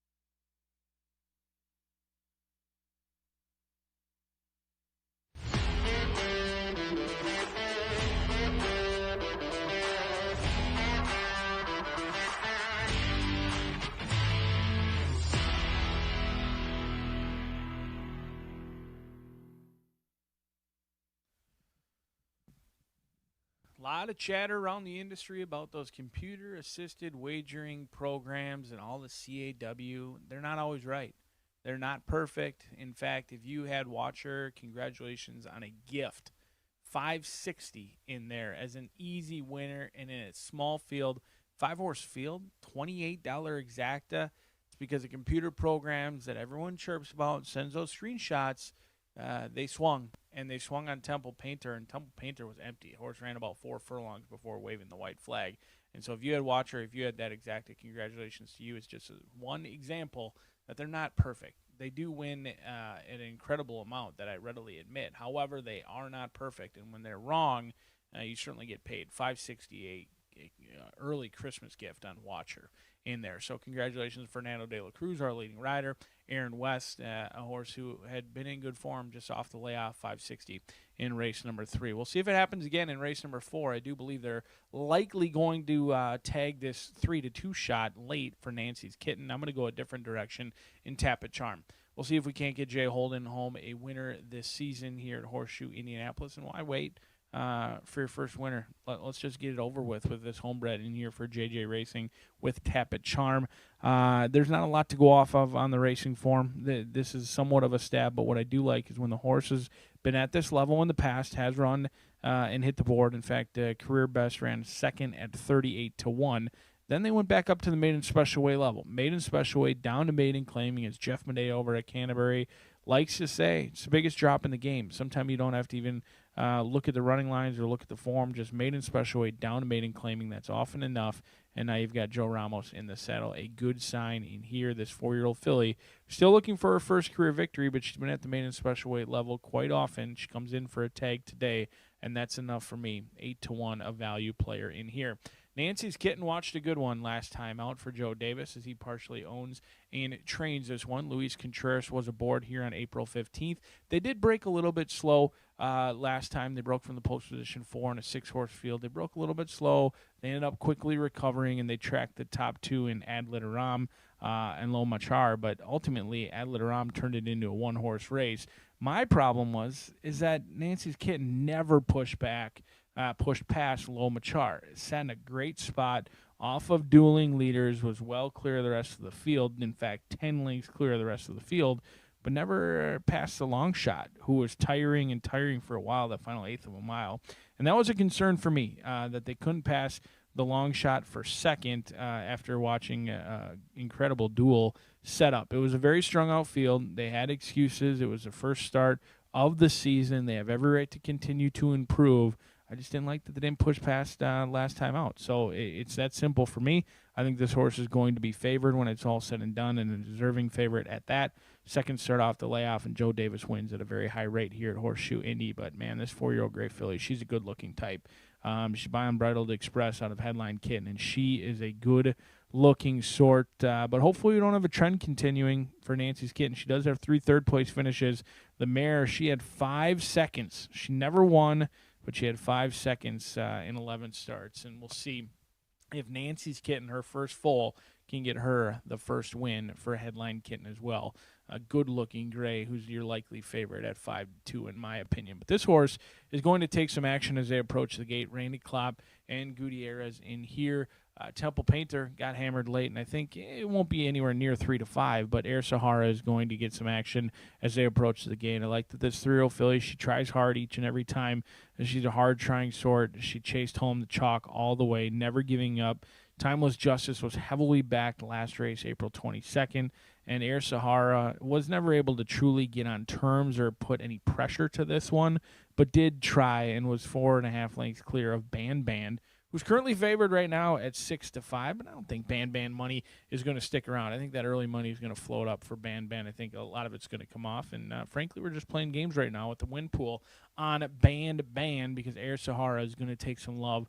4-1 on the board off an 8-1 morning line, as we saw in race number 3. You don't always need the biggest field to potentially find value. $28 exact in a 5-horse field with your clear second choice winning. It's absolutely crazy. They're not always right. They're likely going to pound Nancy's Kitten in here. I'm going to try a long shot for Jay Holden. The rider's getting the leg up. A field of 7 set to go out for race 4 at Horseshoe Indianapolis.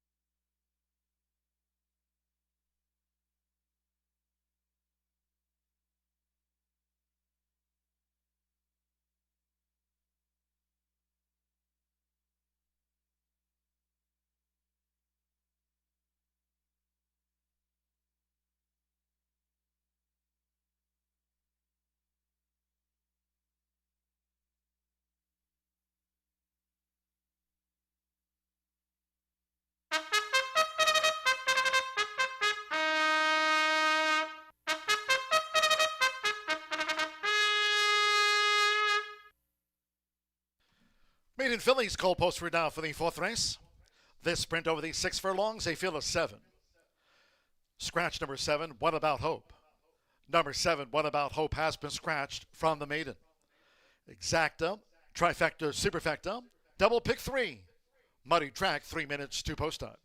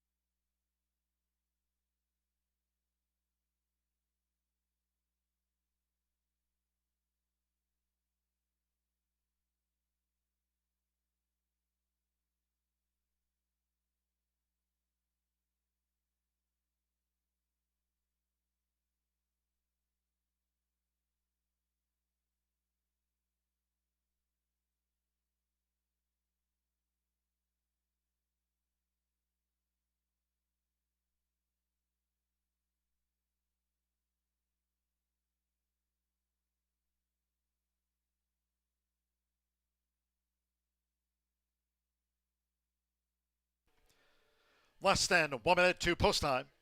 You have less than 1 minute.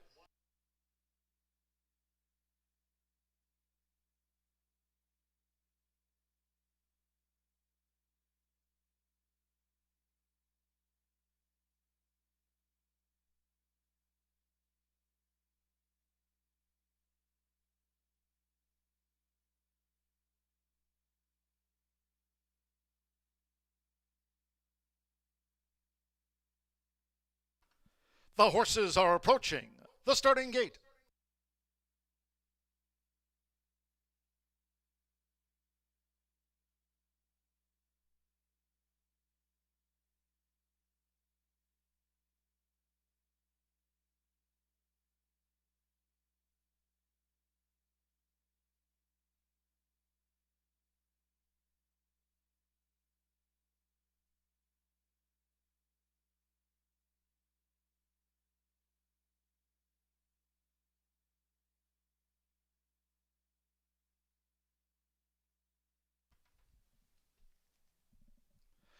The horses have reached the starting gate. It is now post time. They're going in. Loading for the maiden. Irving Moncada with Tornada's Quest. Jose Gutierrez, Air Sahara, to take her position in the starting gate. Joined Tornada's Quest.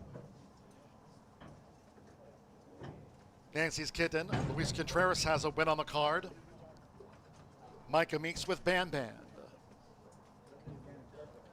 Joe Ramos, Tabit Charm coming up. Pedro Pena with first-time starter. Runway Showstopper like Band Band, both for Gennaro Garcia. Runway Showstopper making her bow. At 6 furlongs, stand by one more. Alex Achard and 10-time started Sassy Julia. All in line. And they're off. Band Band, first-time starter, Runway Showstopper with sharp debut speed, and they're engaged toward the inside by Air Sahara. There's Sassy Julia in the blue blinkers with an early bid, but with Pedro Pena. Runway Showstopper to the early lead from Sassy Julia, who pursues, and Bam Bam is right there too, going past the half-mile pole. On the outside, Nancy's Kitten is running in fourth. Air Sahara fifth at the 3.5, joined out wide by Tabit Charm, who's starting to gain ground, and Tornada's Quest trails the Maiden Filly Sprint. Muddy track still. The opening quarter was 7 ticks over 23. They round the far turn, aiming for Runway Showstopper. Sassy Julia second on the outside with Band Band, third and trying to hold that spot as they come past the quarter pole. Nancy's Kitten trades away in fourth. Tabit Charm fifth on the far outside. The trailers are Tornada's Quest, who just picked up Air Sahara. Top of the lane, half mile, 46.90 seconds. 1 furlong to go. And Runway Showstopper joined to the inside by Band Band, who's come through now for Micah Meeks. Coming past the 16th, it's Band Band. On the outside, late bid by Nancy's Kitten. Toward the inside, Sassy Julia's in tight quarters. Band Band looking for the line. Band Band has won it by a half length to Nancy's Kitten. Sassy Julia third, and Runway Showstopper finished fourth.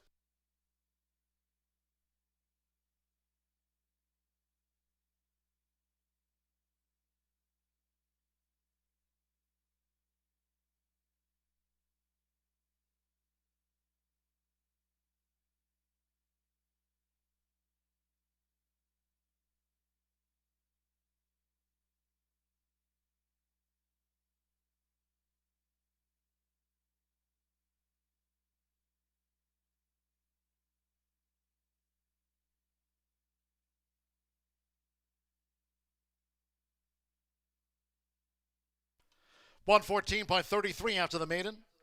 5 Bam Band. 5-1 first. 6-5 on Nancy's Kitten and 5-1 on Sassy Julia. 9-1 on the newcomer Runway Showstopper. Tornada's Quest, Air Sahara. It's gone to Band Band. Micah Meeks for Gennaro Garcia. We trail back to Tabit Charm. 114.33. Band Band, a 5-1 winner. Number 2, Nancy's Kitten at 6-5 was the runner-up. 8, Sassy Julia in her 11th career start. 5-1 third and 6 Runway Showstopper at 9-1 fourth. 5-2 5-2-8-6. Hold all bets.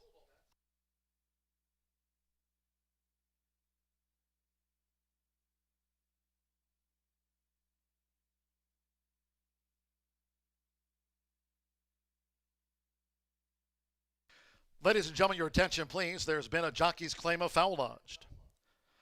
In the stretch run, the rider of the 8, Sassy Julia, Alex Achard, is claiming foul against Micah Meeks on the unofficial winner, 5, Band Band, alleging interference in the stretch run of the Maiden Filly Sprint.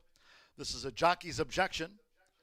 Once again, Alex Achard on 8, Sassy Julia, is claiming foul against Micah Meeks on the unofficial winner, 5, Band Band, alleging interference in the stretch run. It is now under a steward's review.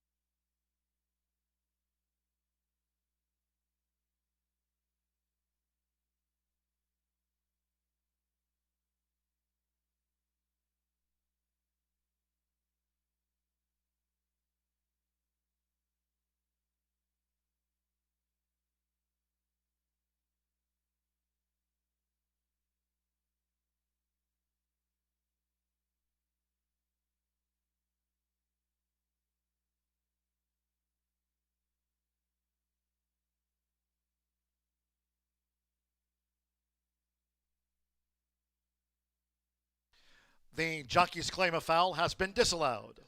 After a review of the stretch run of the Maiden Filly Sprint, the claim of foul lodged by the rider of the third place horse, the 8, Sassy Julia, alleging interference by Micah Meeks on 5, Band Band in the stretch run, has not been allowed. 5-2-8-6 will stand pat. 5, Band Band with Micah Meeks. 3-year-old Dark Bay or Brown filly by Isotherm. Out of Band of Amber by Ghost Zapper. Racing for Gennaro Garcia's Southwest Racing Stables Incorporated. The winner, Band Band, was bred here in the Hoosier State by Swifty Farms. Horseshoe Indianapolis congratulates the winning connections of Band Band. A bridesmaid no more. There's the winning groom with the Maiden Fillies winner, Band Band, going back to the Gennaro Garcia stable.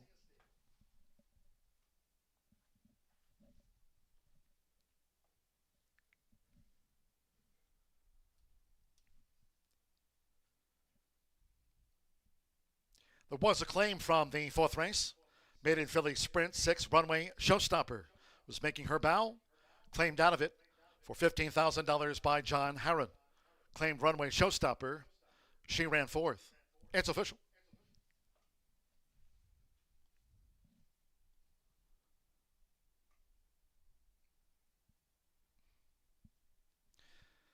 The 5-2 exacta paid $34.20. 50-cent pick 3. 7 with the 1 with the 5, $35.10. The 50-cent trifecta 5-8 paid $41.05. 1-5 double $46.60. Runway Showstopper 4th. 10-cent superfecta 5-2-8-6 returned $34.70. 7 was a non-runner. Favorite second, 7 ran. Muddy track 1:14.33 seconds after the running of race 4. Race 5 is next on the Wednesday docket. Another mile. No changes, all 8 run. No changes in the next. Exacta, trifecta, superfecta, double pick 3. The mile starts the 50-cent late fire 5 on an all main track card. If you're just joining, the 6th and 8th races, those two are both off the turf. The 6th race and the 8th race will be run on the main track at 1 mile and 70 yards both. Main track muddy, post time for the mile, 4:11.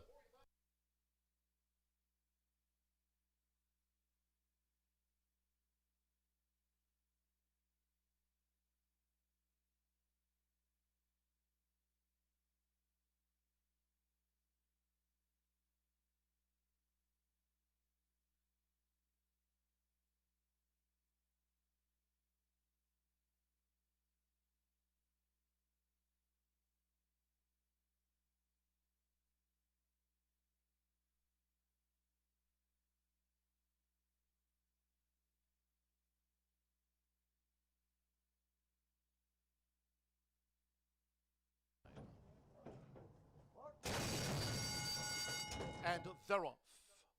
Band, first time starter, runway showstopper with sharp debut speed, and they're engaged toward the inside by Air Sahara. There's Sassy Julia in the blue blinkers with an early bid, but with Pedro Pena. Runway showstopper to the early lead from Sassy Julia, who pursues, and Bam Bam is right there too, going past the half-mile pole. On the outside, Nancy's Kitten is running in 4th. Air Sahara 5th at the 3.5, joined out wide by Tabit Charm, who's starting to gain ground, and Tornado's Quest trails the Maiden Philly Sprint. Muddy track still. The opening quarter was 7 ticks over 23. They round the far turn, aiming for runway showstopper. Sassy Julia 2nd on the outside with Band, 3rd and trying to hold that spot as they come past the quarter pole. Nancy's Kitten trades away in 4th. Tabit Charm 5th on the far outside. The trailers are Tornado's Quest, who just picked up Air Sahara. Top of the lane, half mile, 46.90 seconds. 1 furlong to go. And runway showstopper joined toward the inside by Band, who's come through now for Micah Meeks. Coming past the 16th, that's Band. On the outside, late bid by Nancy's Kitten. Toward the inside, Sassy Julia's in tight quarters. Band looking for the line. Band has won it by a half length to Nancy's Kitten. Sassy Julia 3rd.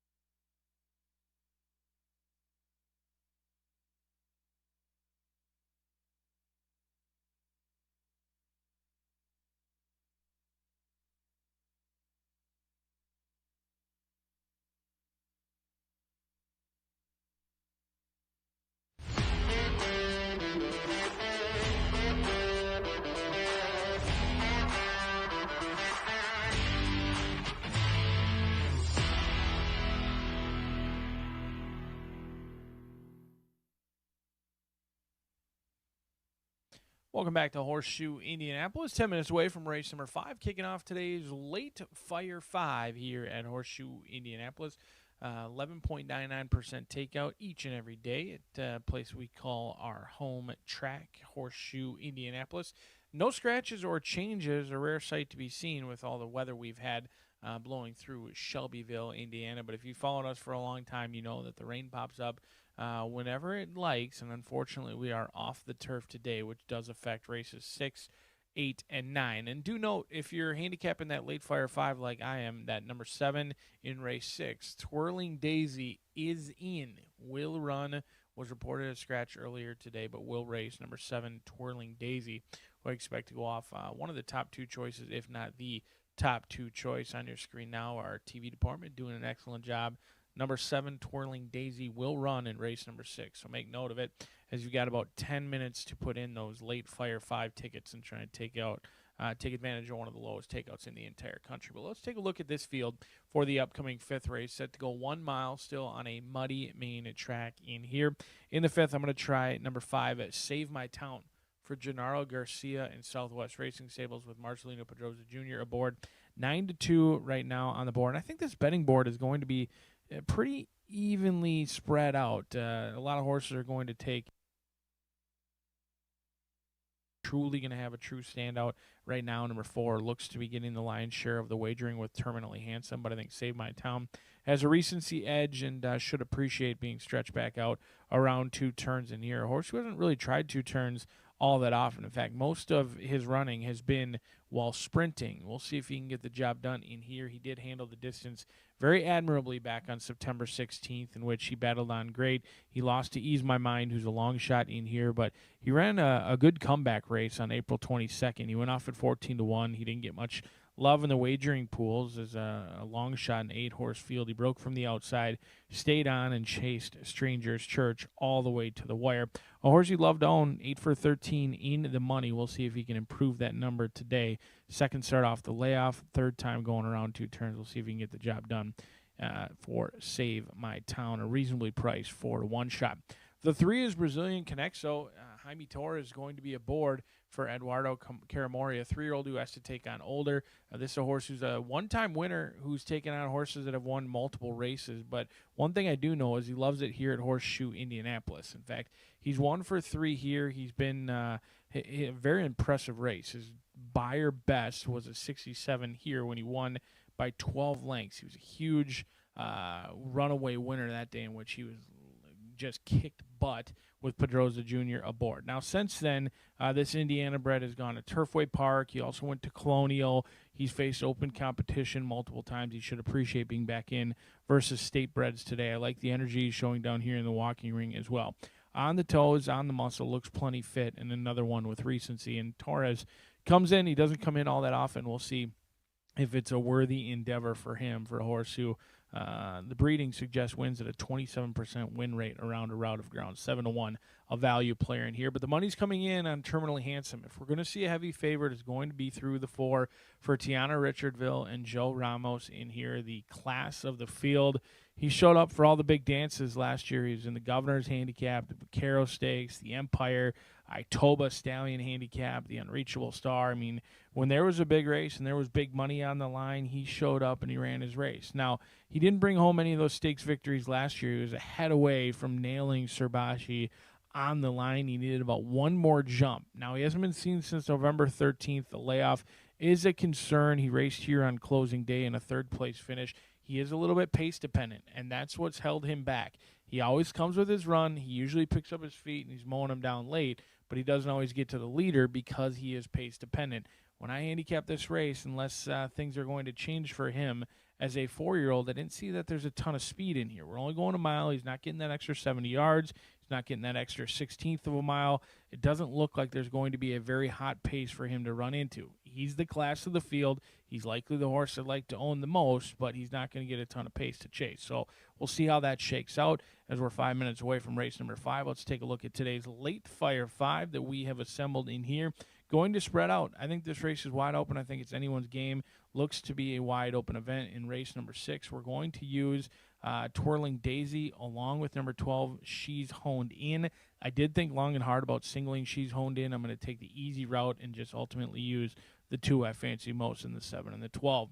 Race 7, the single of the day, is going to come from number 4, Young Angus. 8-5 on the board. Randy Matthews, Fernando de la Cruz. Young Angus is going to be the single for me in there with the blinkers on. A horse who showed a ton of talent at 2 years old, is a 5 for 5 in the trifecta.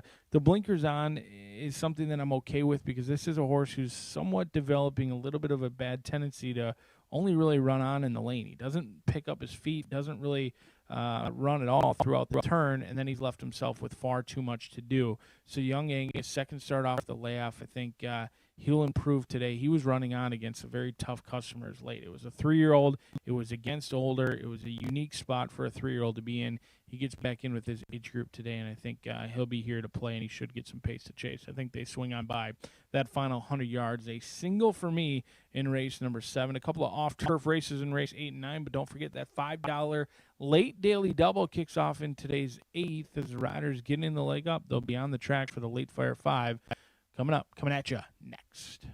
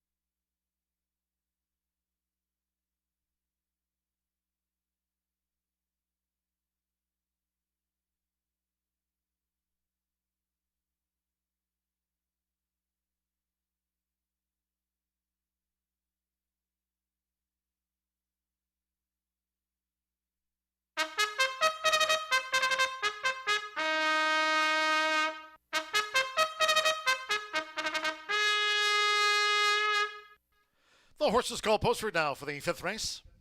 This race will be run over the mile, a field of 8. No program changes here, all league run. Exacta, trifecta, superfecta, double pick 3 and start to the 50-cent late fire 5. For late arrivals, here now a look at the remaining program changes in the late fire 5. 6th race, Maiden is off the turf. Race 6 will be run on the main track at 1 mile and 70 yards. From this 6th race, scratch 1, Start in Trouble. The 4, Minstrelly. 5, Never Said No. Scratch 8, My Rockette. The 9, Ronila. And 11, Tash Spice. Note 13, Denise Says No draws in. Denise Says No, the 13 will run. Also note in the 6th race, the 7, Twirling Daisy is a runner. Number 7, Twirling Daisy runs in the Maiden, race 6. 7th race, no changes in the sprint. 8th race, another off the turf. Race 8, main track, 1 mile and 70 yards. Scratch 2, Gerald Ray Dapplegray. 4, The Minkster. 5, Elevated Game. 6, Rock and Roll Bolt. Take out 7, Money War. Scratch 10, Eyewitness, and 11, A Credit. That's in the 8th. 1 mile, 70 yards. Main track, Money. 8th race, scratch 2, 4, 5, 6, 7, 10, and the number 11. 9th race wraps up the late fire 5, starting here. 9th race, Maiden Sprint, scratch 1, Gendini, and 7, She's Tops. Scratch the 1 and 7. There are the changes in the late fire 5. Low 11.99% takeout on an all main track card. Main track here remains labeled muddy and drawing closer to a start.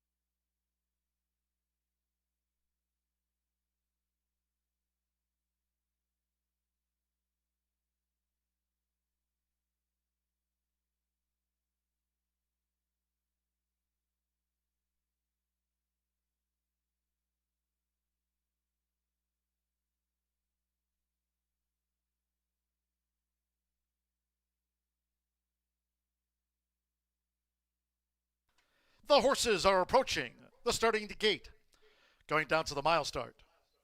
All main track hard, main track muddy. On final approach.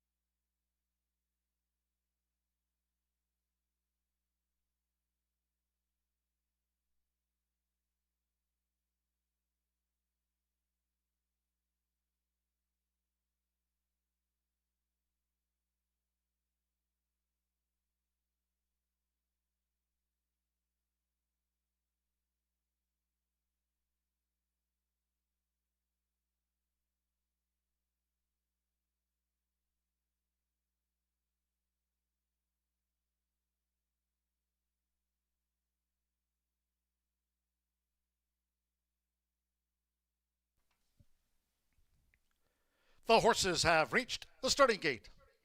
It is now post time. Loading for the mile. Marcelino Pedrosa Jr. with Save My Town. First of the 8 to load at the mile start. Axel Concepcion with Coach Knight. Luis Contreras, Dreaming Bro. Wended Well, Coach Knight joins. Irving Moncada with Ease My Mind. Jaime Torres with Brazilian Conexao coming up. It's Eva Money, Terminally Handsome. Making his 4-year-old season about. Joe Ramos with Terminally Handsome. One more Toys Troubled Hero, Fernando de la Cruz on the Wednesday score sheet. It's the 5th of 10 at Horseshoe Indianapolis. They're in the gate. And they're off. Save My Town. Toys Troubled Hero going for an early run and toward the inside. They're headed off by Brazilian Conexao, who's come away in front for Jaime Torres as they turn. Save My Town in the white with the turquoise stars. Toys Troubled Hero in the 3 to 4 path at the 6.5. Dreaming Bro secures an inside spot running in 4th. Then it's a break of 3 to Ease My Mind in 5th. Coach Knight is 6th. First run of 2026 for Terminally Handsome, who's second to last, while My Mr. Perfect is dropped back to 8th and last. The opening quarter in 24.52 seconds. Brazilian Conexao leads the mile. Brazilian Conexao dictates terms to Save My Town. Dreaming Bro is 3rd. 3/4 length to Toys Troubled Hero running in 4th. Then it's a break of 3. Terminally Handsome starts a bid now. A half mile from home. Terminally Handsome is running in 5th. Ease My Mind is running on the far outside. The trailers are Coach Knight and My Mr. Perfect being asked to pick up by Santos Sanjor with 3 furlongs to go.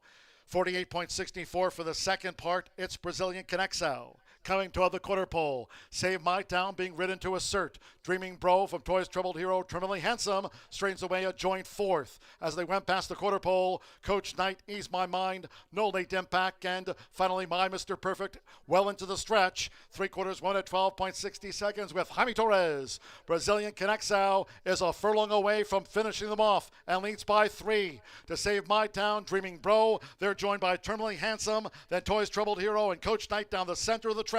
Brazilian Conexao wins by a length and a half.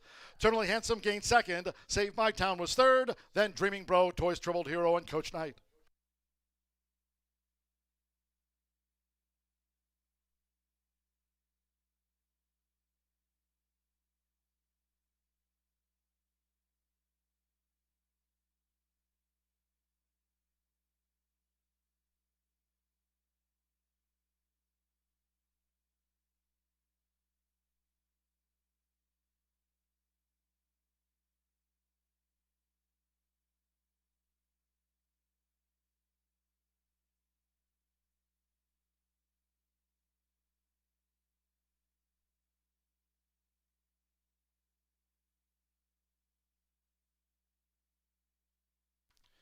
$138.44.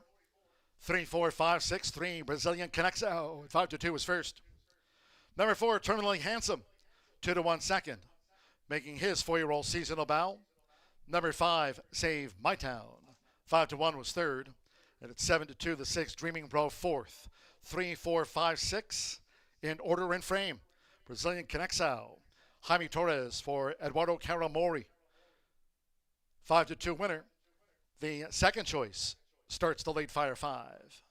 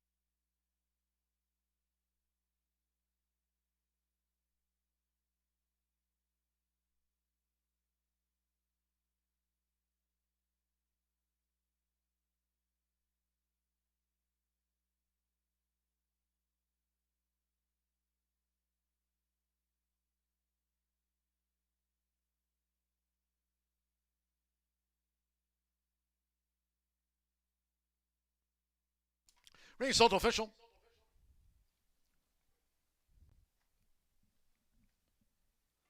Returning to the Murphy Trailer Sales winner circle the 3. Brazilian Conexao with Jaime Torres. Brazilian Conexao is a 3-year-old chestnut gelding by Baba Bali. Out of the Acton Park mare, sister to the 9th, Eduardo Caramori. Trains for Go to Toga Racing LLC and Equinox LLC of trainer Eduardo Caramori. Horseshoe Indianapolis congratulates the winning connections of Brazilian Conexao. Takes out the mile. 3-4 exacta paid $35.40. Dreaming Bro was 4th. 10-cent superfecta. 3-4-5-6 paid $22.63. 50-cent pick 3, 153 paid $49.60. 50-cent trifecta 3-4-5, $34.20. 5-3 double paid $179.80. 50-cent early pick 5 result, it's on 5 of 5, $307.60. The $1 early pick 4 daily starts on our second of the day. $1 early pick 4, 7 with the 1, with the 5, with Brazilian Conexao the 3, 404, 235.40. All 8 ran 138.44. 18 minutes away from race 6 from the maiden 3-year-old fillies to be run on the main track. It's off the turf. Main track money, 1 mile and 70 yards. Scratch 1, Start in Trouble. 4, Minstrelly. 5, Never Said No. Scratch the 8, My Rockette. 9, Ronila. And 11, Tash Spice from the maiden. Note the 13, Denise Says No, draws in. Opens at 11-1. 13, Denise Says No runs. Also bear in mind, the 7, Twirling Daisy, is a runner in the maiden. There's that note. Number 7, Twirling Daisy, is a runner. Scratch, 1-4, 5-8, 9, and number 11. Exacta, trifecta, superfecta, the 10-cent pentafecta featured. Double pick 3 and start to the $1 late pick 4 daily presented by Itoba.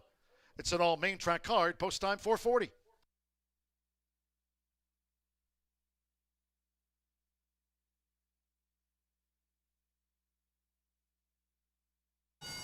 And they're off. Save My Town. Toys Troubled Hero going for an early run, and toward the inside, they're headed off by Brazilian Conexao, who's come away in front for Jaime Torres as they turn. Save My Town in the white with the turquoise stars. Toys Troubled Hero in the 3-4 path at the 6.5. Dreaming Bro secures an inside spot running in 4th. Then it's a break of 3 to Ease My Mind in 5th. Coach Knight is 6th. First run of 2026 for Eternally Handsome, who's second to last, while My Mr. Perfect is dropped back to 8th and last. The opening quarter in 24.52 seconds. Brazilian Conexao leads the mile. Brazilian Conexao dictates terms to Save My Town. Dreaming Bro is 3rd. 3/4 length to Toys Troubled Hero running in 4th. Then it's a break of 3 Eternally Handsome starts a bid now. A half mile from home, Eternally Handsome is running in fifth.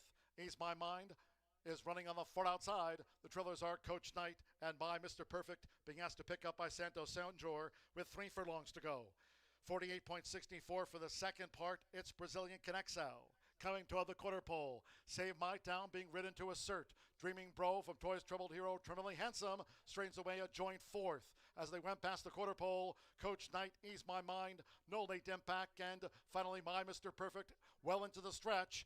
3/4 won at 12.60 seconds with Jaime Torres. Brazilian Conexao is a furlong away from finishing them off and leads by 3. To Save My Town, Dreaming Bro, they're joined by Eternally Handsome, then Toy's Troubled Hero and Coach Knight down the center of the track. Brazilian Conexao wins by a length and a half.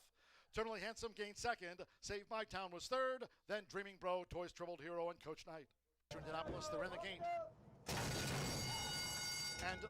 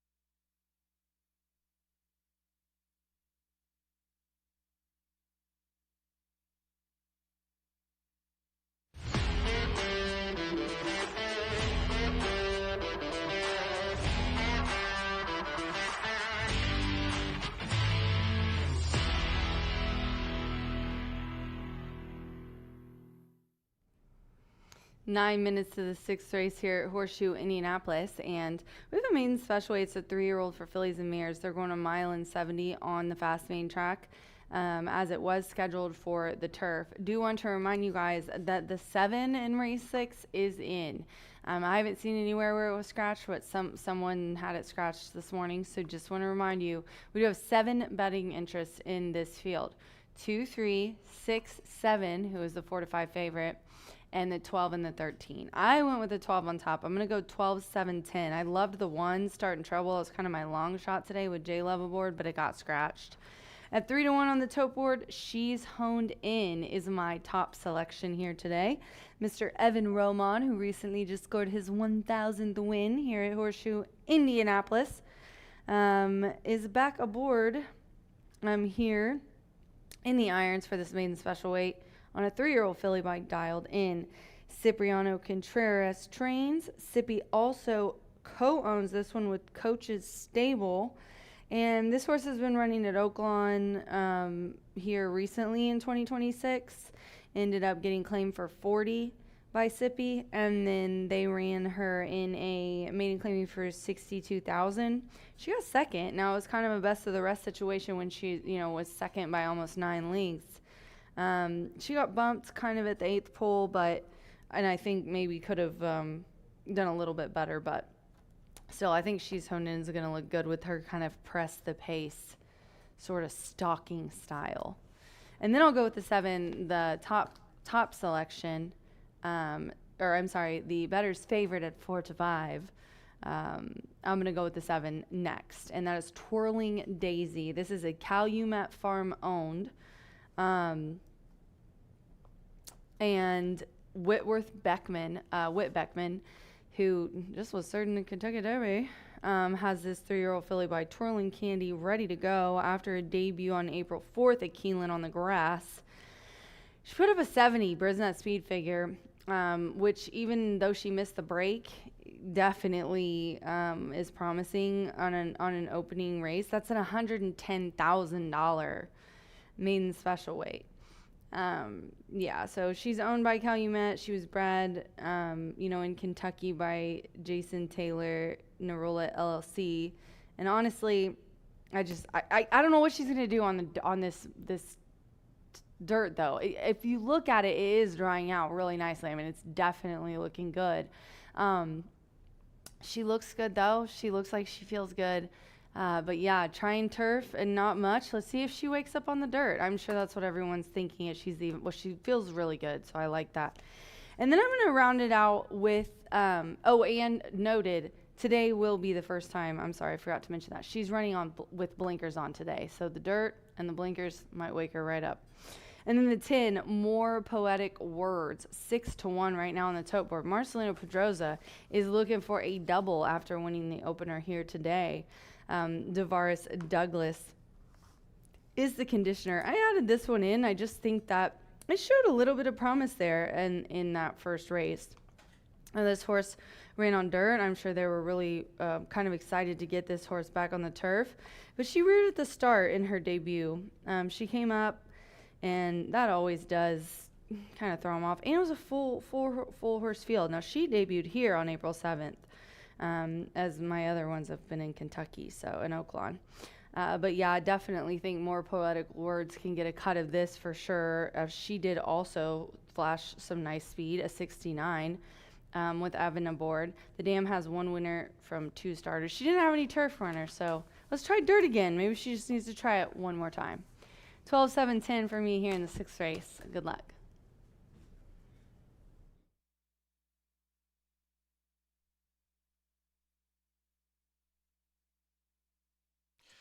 Please note, the main track here at Horseshoe Indianapolis has now been upgraded from muddy to good.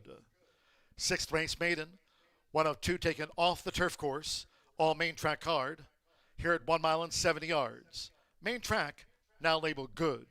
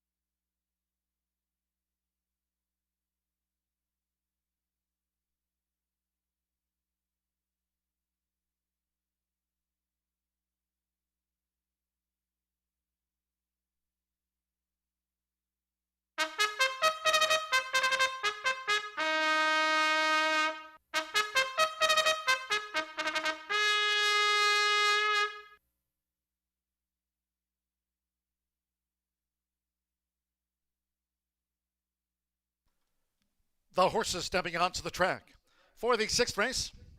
This one of 2 taken off the Caesars course. Main track now labeled good. The maiden here will be run at 1 mile and 70 yards. A field of 7. Scratch 1, Start in Trouble. 4, Minstrelly. 5, Never Said No.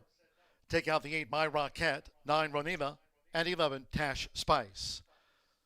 The scratches are the 1, 4, 5, 8, 9, and number 11 all withdrawn. Exacta, trifecta, superfecta.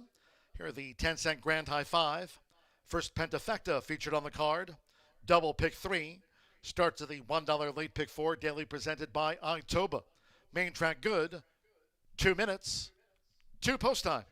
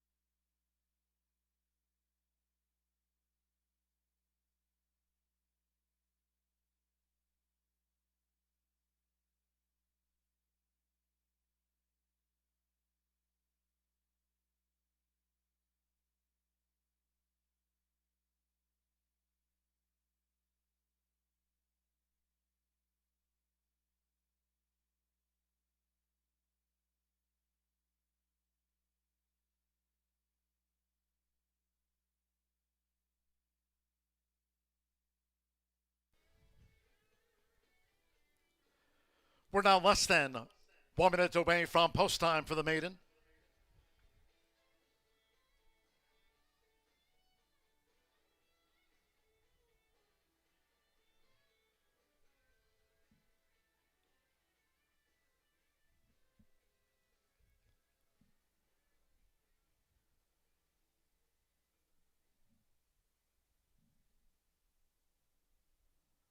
The horses are approaching the starting gate, going down to the 1 mile, 70-yard start.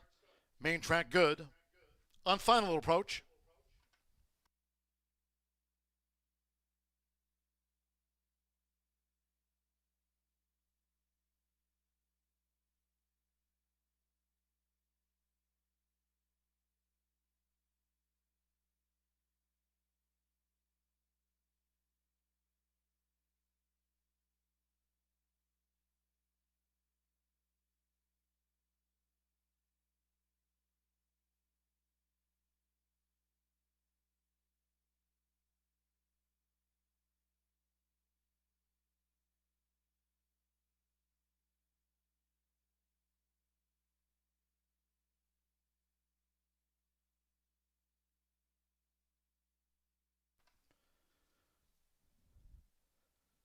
The horses have reached the starting gate. It is now post time. They're loading for the maiden. Ronnie Prescott with Fetch My Diamonds. First to take her position in the starting gate, Joe Ramos with Twirling Daisy.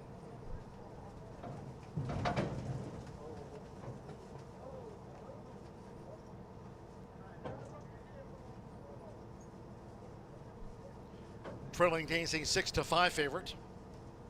Right now 9-5 on She's Honed In. There's 5-1 Summer Date and 7-1 More Poetic Words.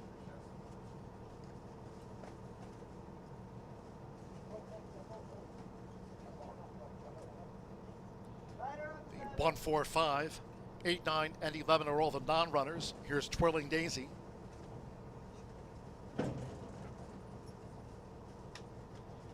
At 23-1, Fetch My Diamonds, the first filly to move in.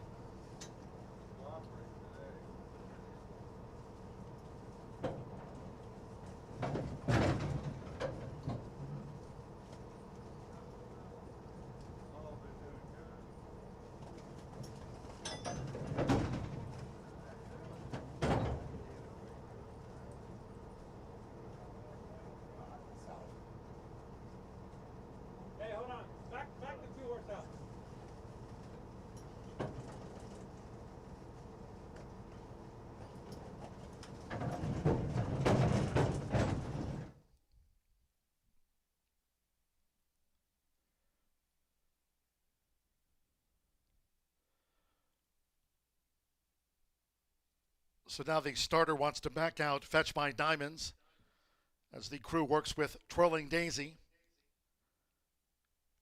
Twirling Daisy debuted on turf at the Keeneland Spring Meet.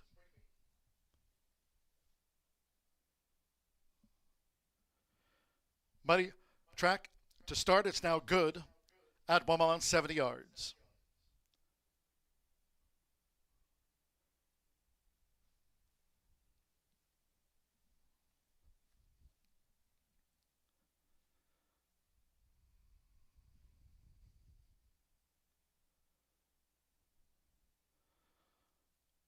Blinkers on, Twirling Daisy for Whit Beckman. Black gold chevrons of Calumet Farm. Starter Oscar Quiros and crew working with Twirling Daisy.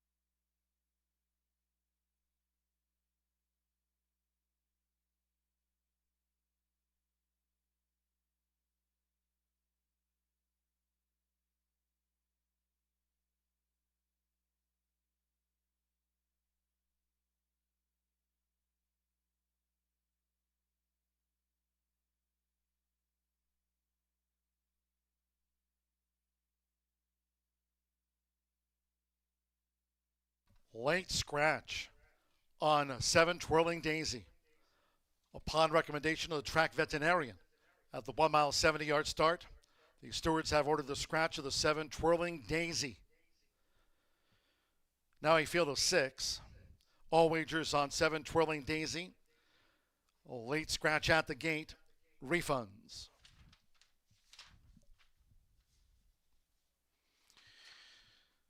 Three and 7 will be a consolation double. 3-7 for a consolation double.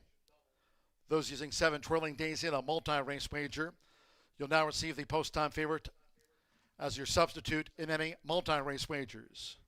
7 Twirling Daisy, she was due to run, reluctant to load, and now a late veterinarian scratch. The 7, in fact, a non-runner now.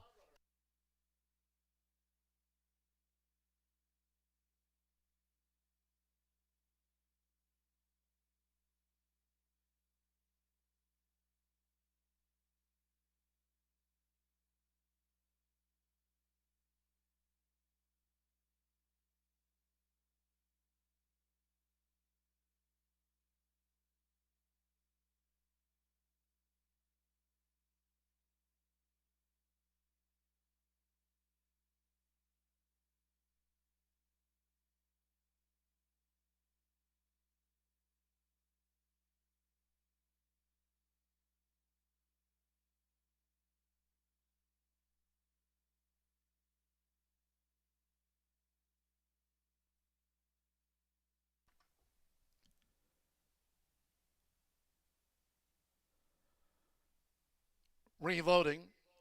Fetch My Diamonds. Back into the starting gate, joined by More Poetic Words. Evan Roman with She's Honed In. Sammy Ramirez with OG Lemon Drop. Fernando de la Cruz, Summer Date. At 1 mile and 70 yards. This in the 8th off the turf. Main track good and one more. Denise says no. Luis Contreras has a win on the card. Okay, that is good. Here's Denise says no. 7 Twirling Daisy was a late scratch. 7 a non-runner, all in, and they're off. Summer Date away sharply.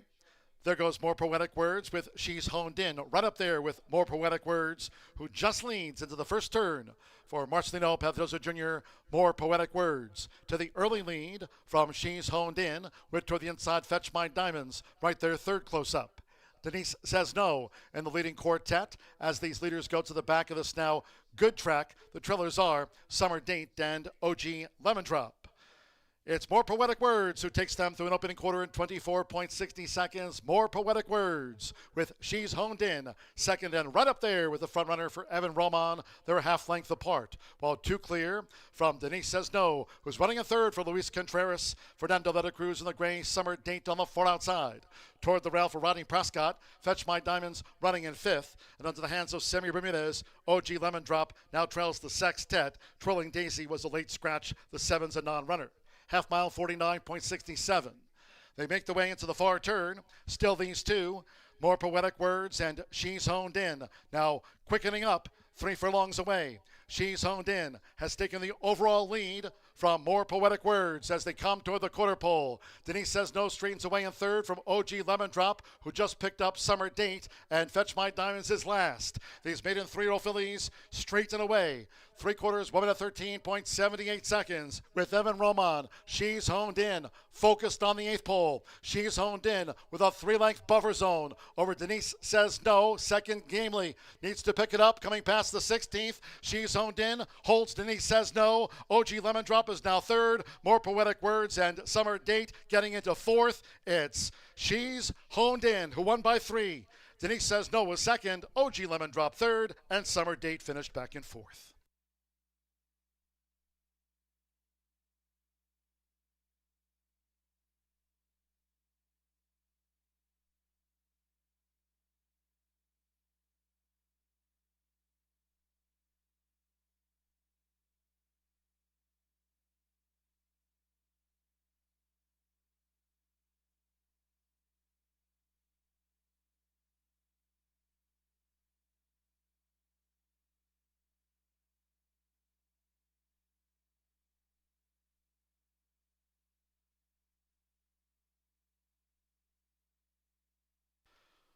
145.50 out to the Maiden.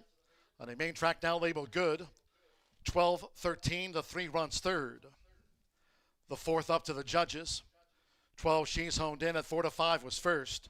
13, Denise Says No, 6-1 second. 3, OG Lemon Drop at 24-1 third. There's the Gray Summer Date. More Poetic Words was 5th. Fetch My Diamonds trailed the 6 home. 12-13, 3, 6, 10 and the 2. She's Honed In.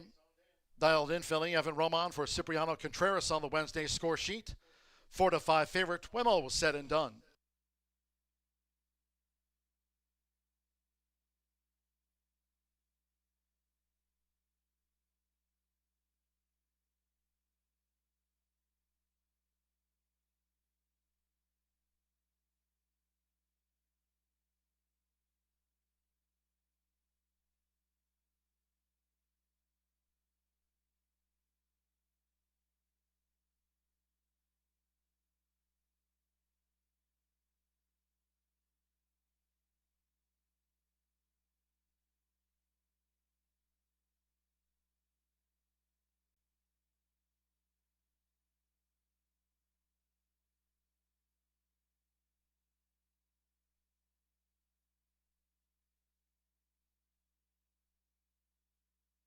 Result official. Bear in mind that late scratch on 7, Twirling Daisy. 3 and 7 will be a consolation double. That's 3-7, consolation double. Returning to the Murphy Trailer Sales winner's circle, here's the 12, She's Honed In with Evan Roman. She's Honed In is a 3-year-old. Dark Bear Brown Filly by Dialed In. And a Super Saber by Super Saver. Racing for Cipriano Contreras' Contreras Stable Incorporated, and William Roundtree's Coaches Stable LLC. Horseshoe Indianapolis congratulates the winning connections of She's Honed In out to the Maiden Fillies ranks.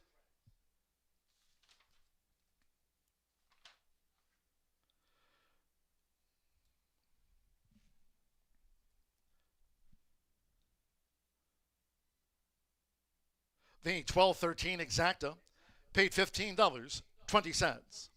50-cent trifecta, 12-13-3 for $54.65. Summer Date was 4th. 10-cent superfecta, 12-13-3-6. Paid out $23.66. 50-cent pick 3, $28.70. 3-12 double combining Brazilian Conexao with She's Honed In, $17 even. 3 and 7 for a consolation double, 3-7, $8.20. The 10-cent pentafecta, More Poetic Words was 5th. 12-13, 3-6-10, $37.41. Fetch My Diamonds was last of 6 home. The 1-4-5, 7-8-9, 11 were all the non-runners. The favorite was first. 6 started, 145.50, good track. 21 minutes away for race 7. Slightly revised post time. It's just a minute later. 7th race sprint, all 9 run. No changes. Exacta trifecta superfecta. Another 10-cent pentafecta featured. Start of another rolling double. And the 50-cent pick 3. Post time will now be at 5:17.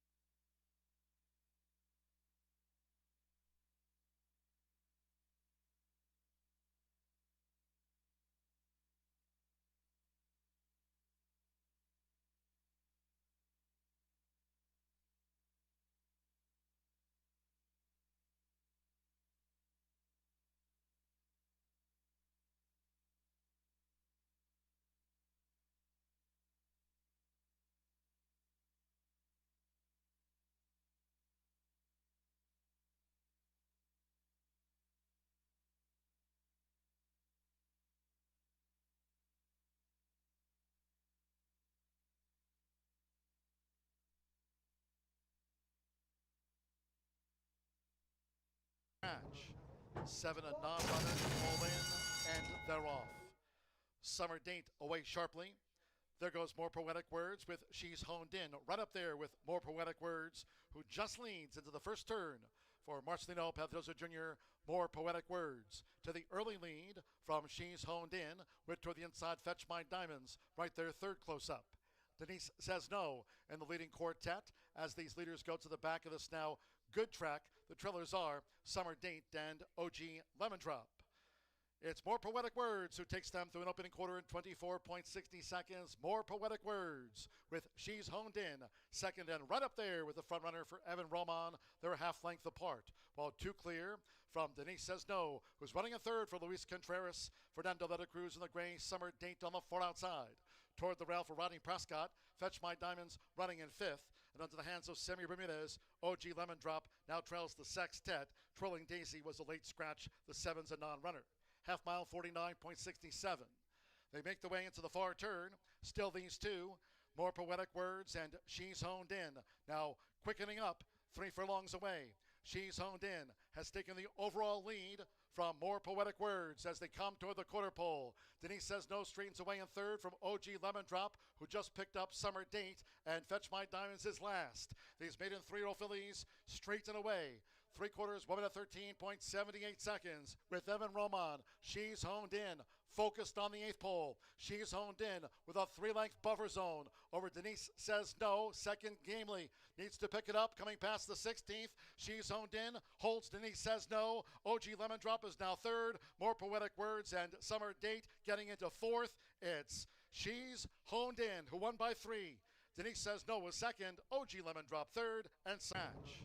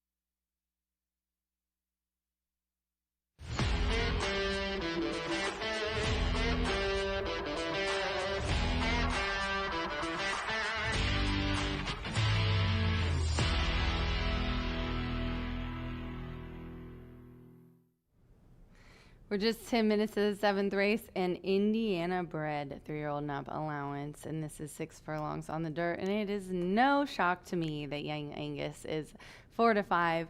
And without further ado, let's talk about him.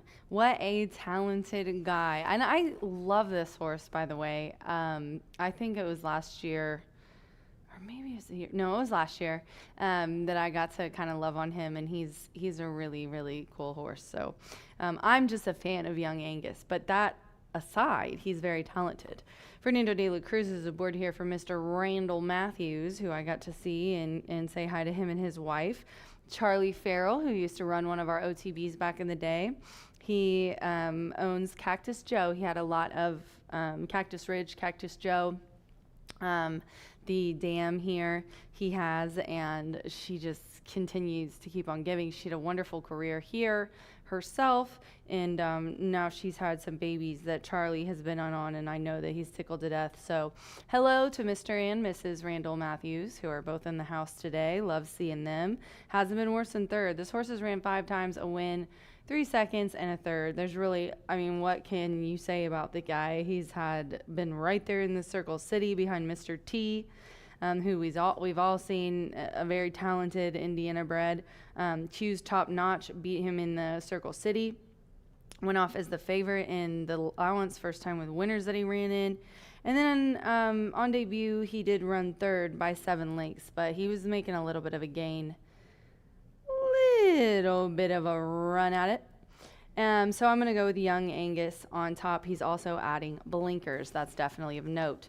Then we'll talk about the 8, Trust the Word. I'm not going to say too much about this because AI Allen is going to give you his selections, and he has the 8 as well. But Trust the Word, Santos Sanger is aboard for Ray Hernandez. So I've got 4, 8 in my long shot. Here is the 3. Trust the Word, though, that we're showing now is making his 4th lifetime start. I love that maiden, claiming 25 on the slop. He won by 6. And then I'm going to go to the Ridgeling Penitent. That is the 3 at 13 to 1 is my long shot. Michelle Elliott co-owns this guy. Making a 6 lifetime start. Now he's only done 1, but I like the 71 speed figure he did put up. It was on the Poly in January, but he won. That was his maiden breaking. If he can run like that, I think he's got a shot at getting a cut of it. And now without further ado again, just can't wait to hear what AI Allen has to say. I'll have you guys know he gave the exact on Kentucky Derby. He had a couple of the horses in the Oaks, and he's given a trifecta box. So let's see what he does here. Allen? Thanks, Rachel. Let's dive into the 7th race at Horseshoe Indianapolis today. This race is an allowance event for 3-year-olds, running 6 furlongs on a good dirt track. Given the conditions, it might be a thrilling ride. Happiest moment, too. With an early pace rating of 94, he shows strong early speed capability. Plus, his spotlight rating is an impressive 86, making him a solid choice. Mystic Justice, 9. Another speedster with an early pace rating of 93. His ability to break quickly could give him an edge. Trust the Word, 8. Known for his strong early speed with an early pace rating of 90, he could set a fast pace up front.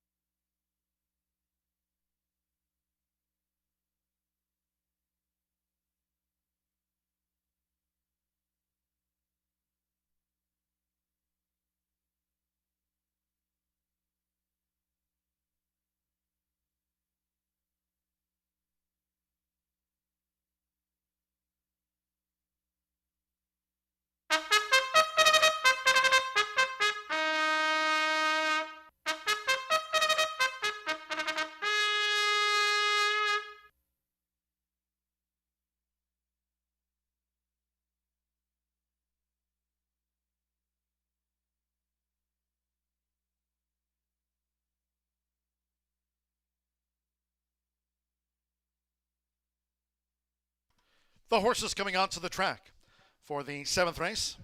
State bred sprint here over the 6. All 9 run. No changes, good track, exacta, trifecta, superfecta. The 10-cent pentafecta featured double pick 3. 3 minutes to post time. 3 minutes.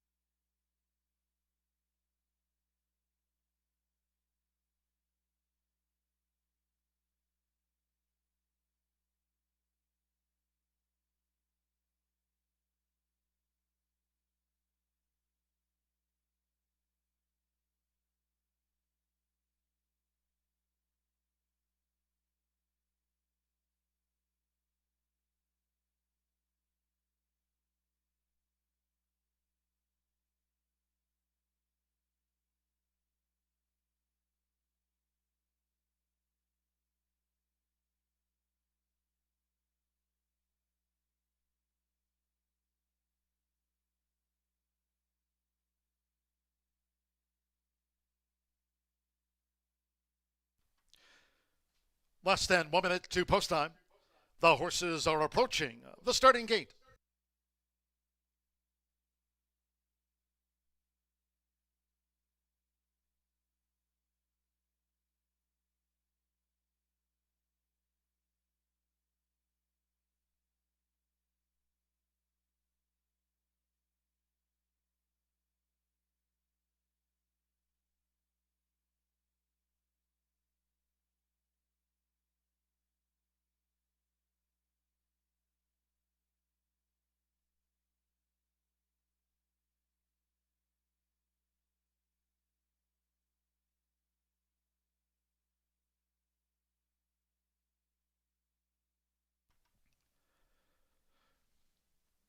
The horses have reached the starting gate. It is now post time. Loading for the State Bred Sprint. Luis Contreras with Airdrop. Airdrop first to take his position in the starting gate. Alberto Burgos Rosso Fuco was the last out maiden winner here. Irving Moncada with Happiest Moment. Tail Gunner Marcelino Pedroza Jr. has a win on the day. Jose Gutierrez Penitent. Rodney Prescott. Red Iola loaded. Santos Sanjo would Trust the Word. Fernando de la Cruz Young Angus. 3-5 on Young Angus here in the State Bred Sprint. And one more. Joe Ramos with Mystic Justice to make up the 9. All in line. Ready. They're off and sprinting. Fast start for Mystic Justice from the far outside. Good speed from right there is Red Iola along with Trust the Word as they go up the back. Toward the inside is Tail Gunner and the orange and blue hoops outrunning in fourth for the first furlong and a half. Rosso Fuco is next in fifth as these leaders have stretched them out, making their way past the half-mile pole. On the far outside is Penitent with toward the rail, Happiest Moment. Airdrop is running second to last, and at even money, Young Angus trails. The opening quarter was 22.39 seconds. The 3 rolls round the far turn that way. It's Red Iola with Rodney Prescott. Red Iola spearheads them toward the quarter pole. Right there is Trust the Word between horses. Mystic Justice wide in a red cap as they turn for home. Right there toward the inside, a big hole for Air Gunner if good enough. Airdrop straightens away in fifth from Happiest Moment. Then we trail back to Penitent and Young Angus on the far outside. Young Angus still has 10 lengths to raise and a furlong to do so. It's toward the inside, Tail Gunner, who's come up the rail for Marcelino Pedroza Jr. Tail Gunner took the top. Young Angus is charging home late. Young Angus descends on Tail Gunner. Tail Gunner at the finish as Young Angus closed fast. Red Iola was next along with Penitent, Rosso Fuco, Happiest Moment, Mystic Justice, Trust the Word flattened, and Airdrop among those last to cross.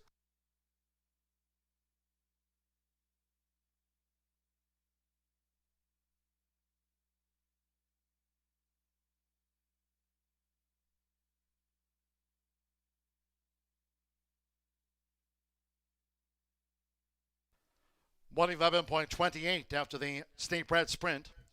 111.28. 6-4-7.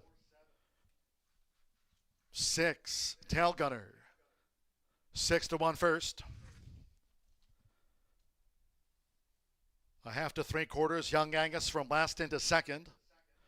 Red Iola third. Penitent with Rosso Fuco. Happiest Moment. Mystic Justice. We trailed back to Airdrop and Trust the Word. They were last two home. 111.28. Marcelino Pedroza Jr. doubles up on the day. Here for Tony Granitz. Orange blue hoops for Dick Perkins. 6-4, 7-3. Penitent third. 1 Rosso Fuco fourth. Unofficial. Hold all tickets.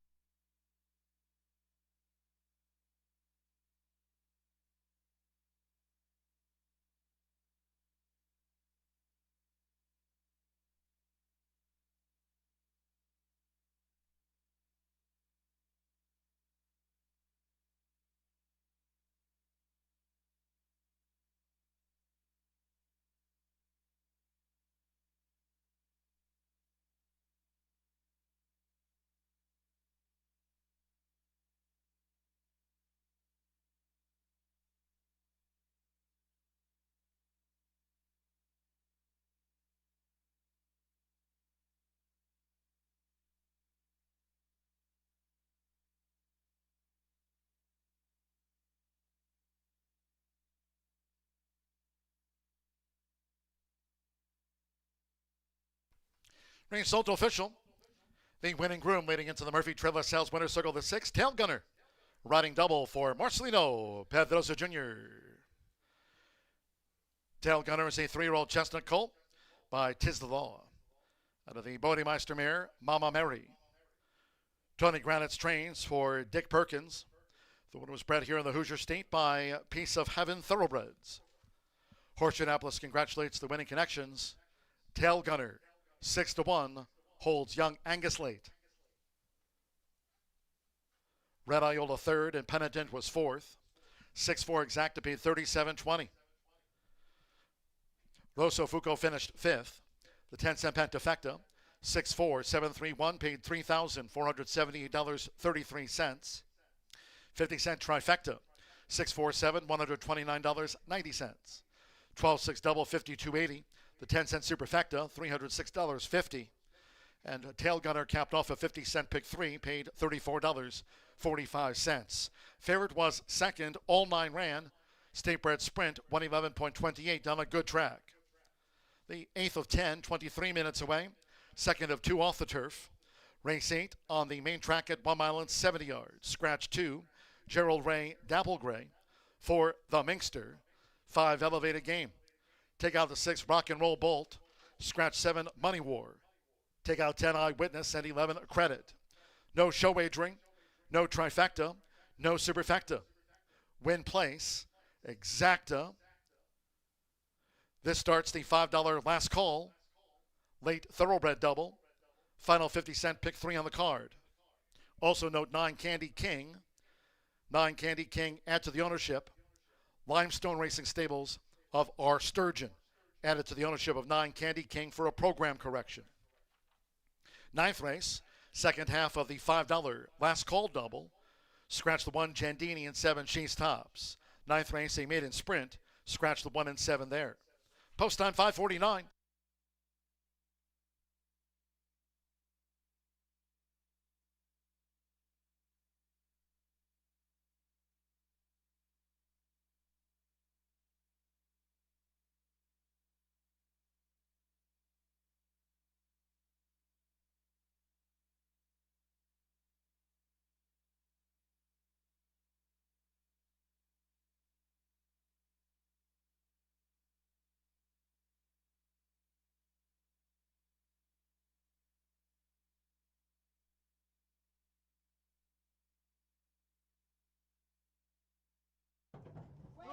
Ready.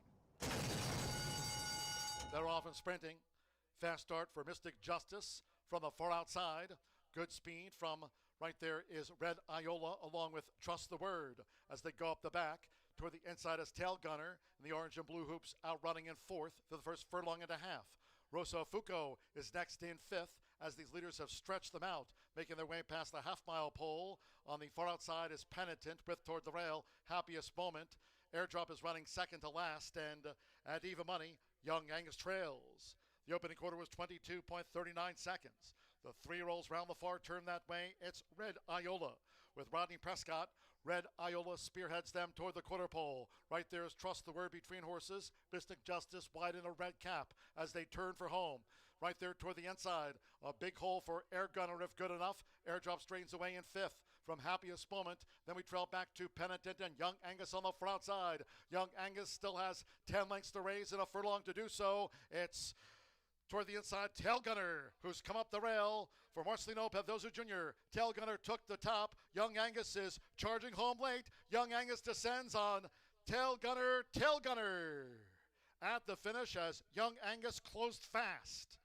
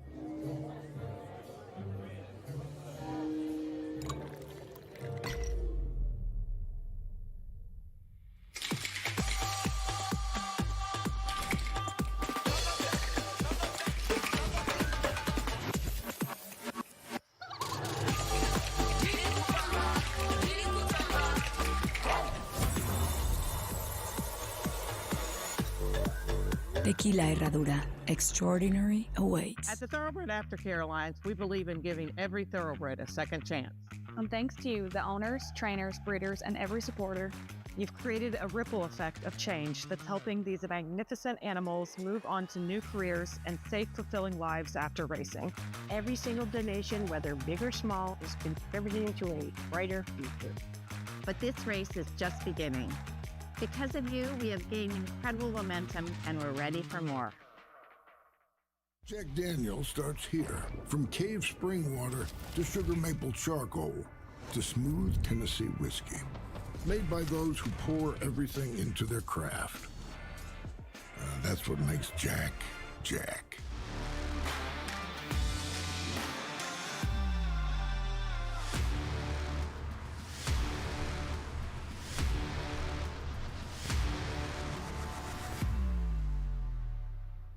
Jack Daniels starts here. From cave spring.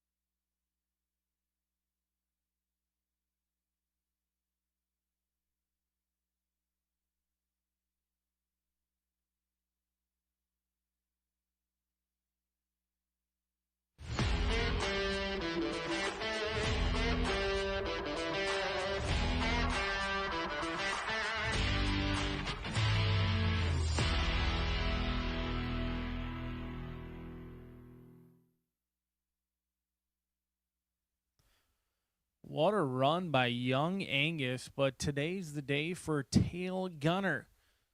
Mr. Granite's had that one ready to rock and roll, takes advantage of a perfect trip under Marcelino Pedroza Jr. and upsets the apple cart as Tail Gunner gets the jump on Young Angus, whose races are starting to look very similar.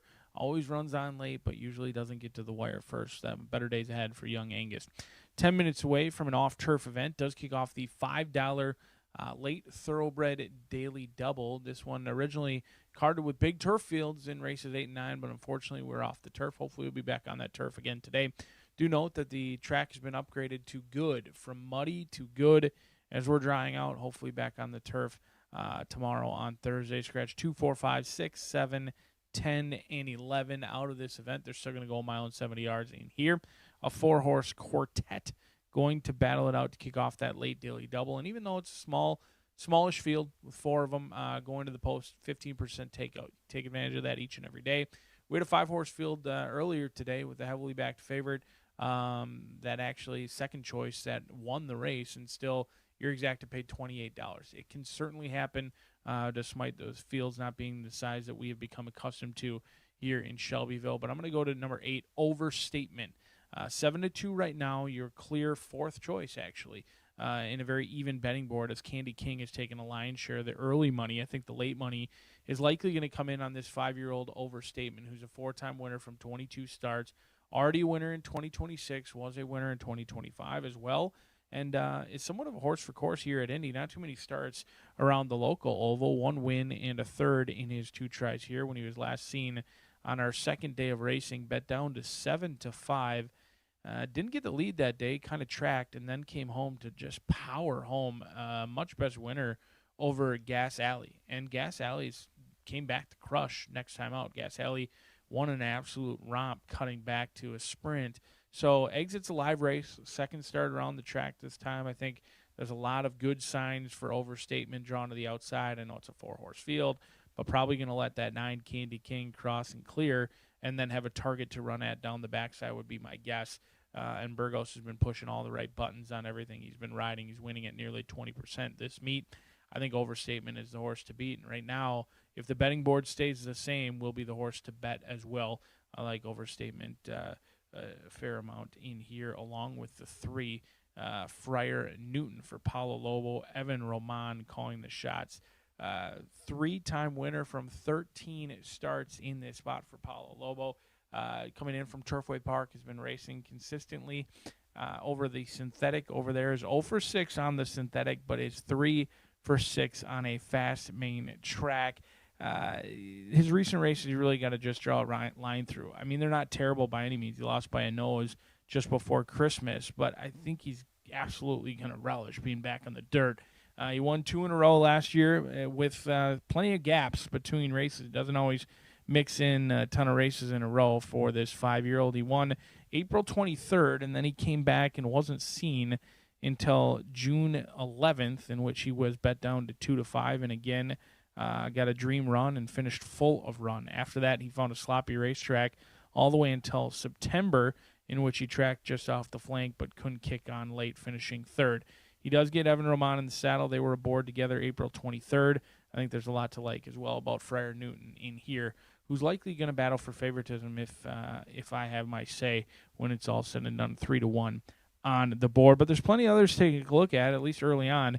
The wagering's in on Candy King. A lot of money coming in on your Kentucky Derby winning trainer, Cherie DeVoe.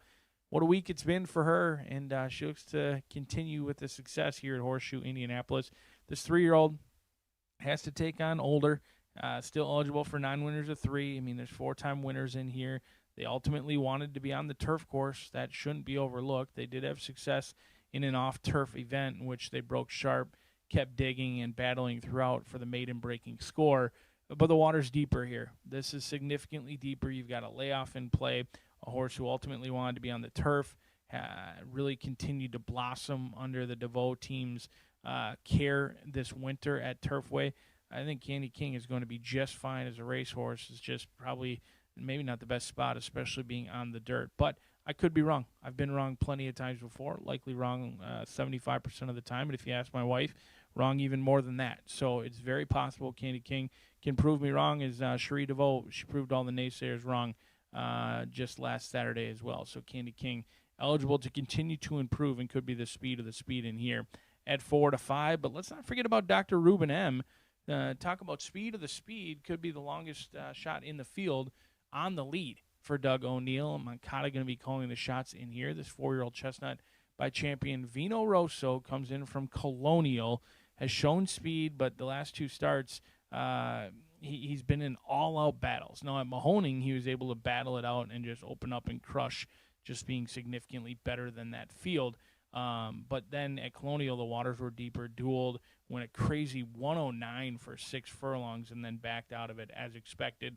They went kamikaze fast, and I'm sure the connections weren't too thrilled with going sub 46 and 109 over at Colonial. But they've been given some time off. They've been working consistently over at Keeneland. Really can't make much of the works. They've been working out solo a lot of the time, so you can't really make a difference on how the horse is going, at least in my opinion, an untrained eye, I suppose, for this chestnut. But Dr. Ruben M. certainly in with a shot. Again, another case in which it's a 4-horse field, but absolutely any of them can win. As we kick off that $5 late daily double, 15% takeout, as we are 4 minutes away from race number 8. Your final pick 3 opportunity of the day comes next.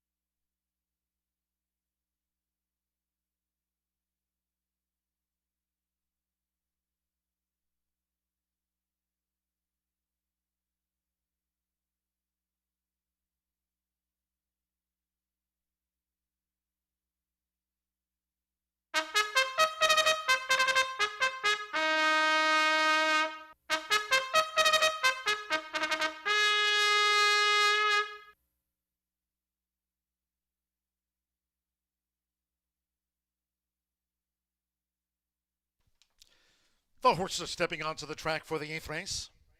This one of the 2 taken off the Caesars course. Main track good here at 1 mile and 70 yards. Infield of 4, scratch 2, Gerald Ray, Dapple Gray. For the Minkster, take out 5, Elevated Game. Scratch 6, Rock and Roll Bolt. 7, Money War. Take out 10, Eyewitness, and 11, A Credit. 9, Candy King, add to the ownership. Limestone Racing Stables of R. Sturgeon. No show, no trifecta, no superfecta wagering featured. Win place, Exacta. The start of a 50-cent pick 3, races 8, 9, and 10 is the closer. This the first half of the $5 last call, Thoroughbred Daily Double. Main track good. Close to post time.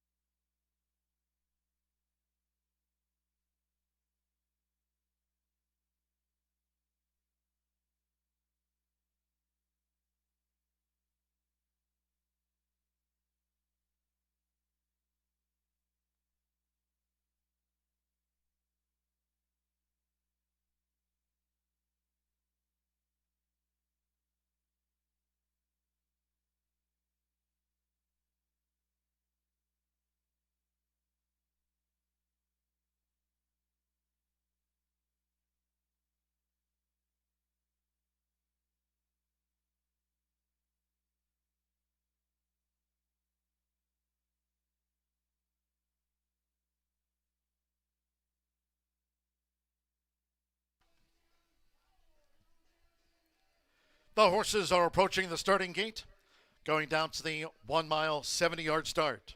Track good.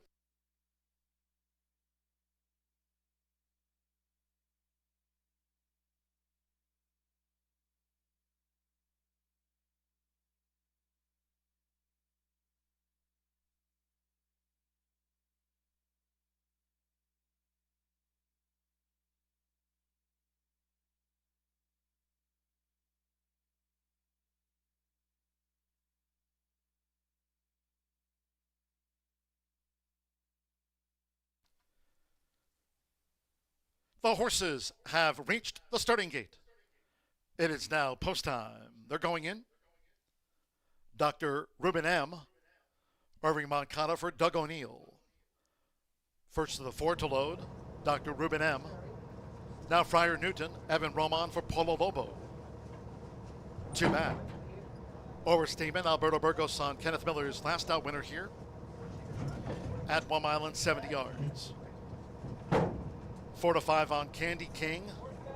Axel Concepcion for Cherie DeVoe, winner of this year's Kentucky Derby. All in. And they're off. Candy King with toward the inside, Dr. Ruben M., who's vying for the early lead with Candy King. We come back to Friar Newton, and Overstatement is last as they enter the first turn. It's Dr. Ruben M. Nearest the inside, Dr. Ruben M. to the early lead for Irving Moncada. Candy King second on the outside as these leaders go to the back of the track. Friar Newton remains partnered with Overstatement and a white cap. So first run since Virginia Derby Day for Dr. Ruben M., who dictates the field. Candy King follows for Axel Concepcion. The opening quarter in 23.05 seconds. Overstatement is up in a third now for Alberto Burgos, sent into the hands of Evan Roman. Friar Newton is last of the 4. Dr. Ruben M. from Candy King. Overstatement in the 3-path uncovered, and Friar Newton trails. It's 3 lengths from leaders to last, and the leader remains Dr. Ruben M. But it's a slight advantage for Dr. Ruben M. Candy King is right there on the outside, and Overstatement looking to sustain a bit outside of Candy King as they join Dr. Ruben M. Half mile 46.55 seconds, and Friar Newton looks to take closer order as they come to the quarter pole. It's Overstatement who's emerged in front. Candy King is under pressure, picked up by Friar Newton as Dr. Ruben M. kicks past the quarter pole with Overstatement. Friar Newton just relegated Candy King to last. They turn for home 3/4. 1 minute 10.74 seconds. It's Overstatement and Dr. Ruben M. And these two battle hard for it. 1 furlong to go. They're a head apart. Dr. Ruben M. determined for Irving Moncada. Dr. Ruben M. Overstatement, and with Evan Roman, Friar Newton picks them up near home. Friar Newton on top from Dr. Ruben M. Overstatement was third.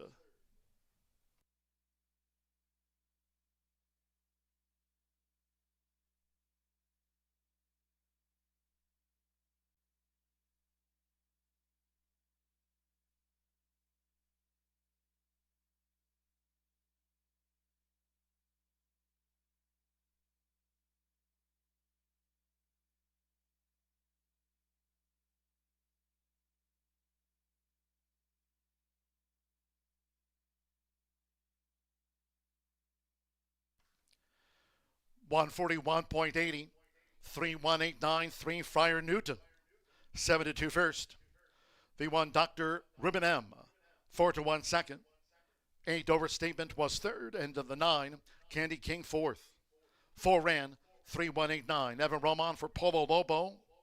It's Friar Newton at 7-2 was the third choice of the 4.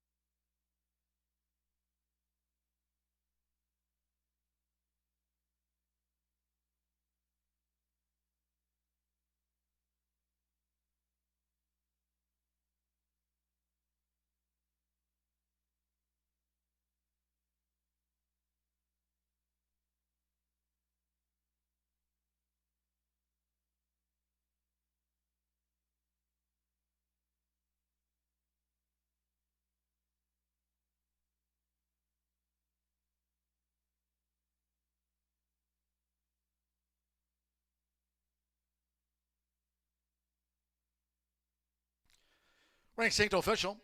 And the Murphy Trailer Sales winner, circle the 3, Friar Newton with Evan Roman. Friar Newton is a 5-year-old big gelding by Always Dreaming out of the Summer Squall mare, Summerly. Polo Lobo trains for Las Monditas Stable LLC. Horseshoe Indianapolis congratulates the winning connections of Friar Newton. Paid 7-2, third choice of the 4 that ran, 141.80. 3-1 exacta, $31 even. 6-3 double paid $74.80. Pick 3 on races 6, 7, 8, capped off by Friar Newton, $29.35. And the 9th of 10, it's 22 minutes away from the Maiden Sprint. Scratch 1, Jandini and 7 Cheese Tops. Scratch 1 and 7. Exacta, trifecta, superfecta.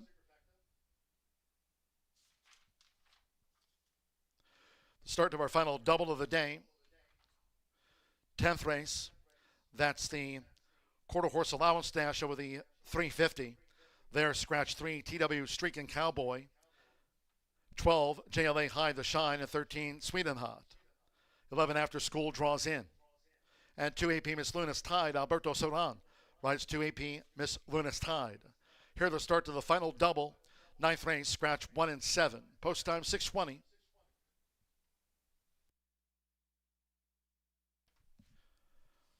Wednesdays are for winning here at Horseshoe Indianapolis. Today's Racing Rachel's Warriors results, hot off the press. Dan West picking up the $100 top prize. Terry McDonald for the silver medal and $75. And Josh Eccles was third, $25 after today's edition of Racing Rachel's Warriors.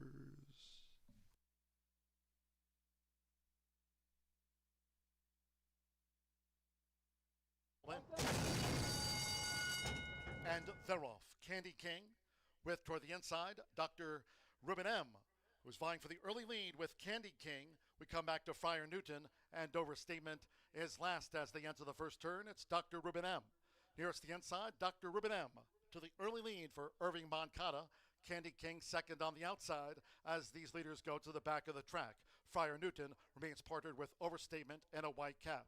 So first run since Virginia Derby Day for Dr. Ruben M., who dictates the field.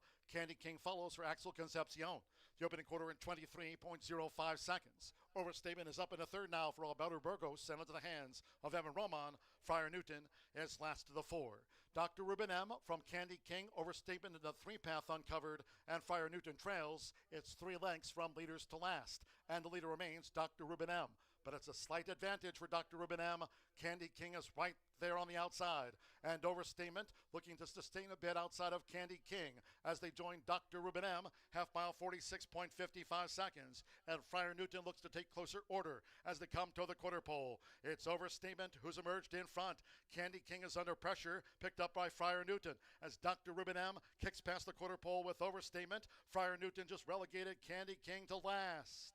They turn for home 3/4. 1 minute 10.74 seconds. It's Overstatement and Dr. Ruben M. And these two battle hard for it. 1 furlong to go. They're a head apart. Dr. Ruben M. determined for Irving Moncada. Dr. Ruben M. Overstatement, and with Evan Roman, Friar Newton picks them up near home. Friar Newton on top from Dr. Ruben M. Overstatement was third.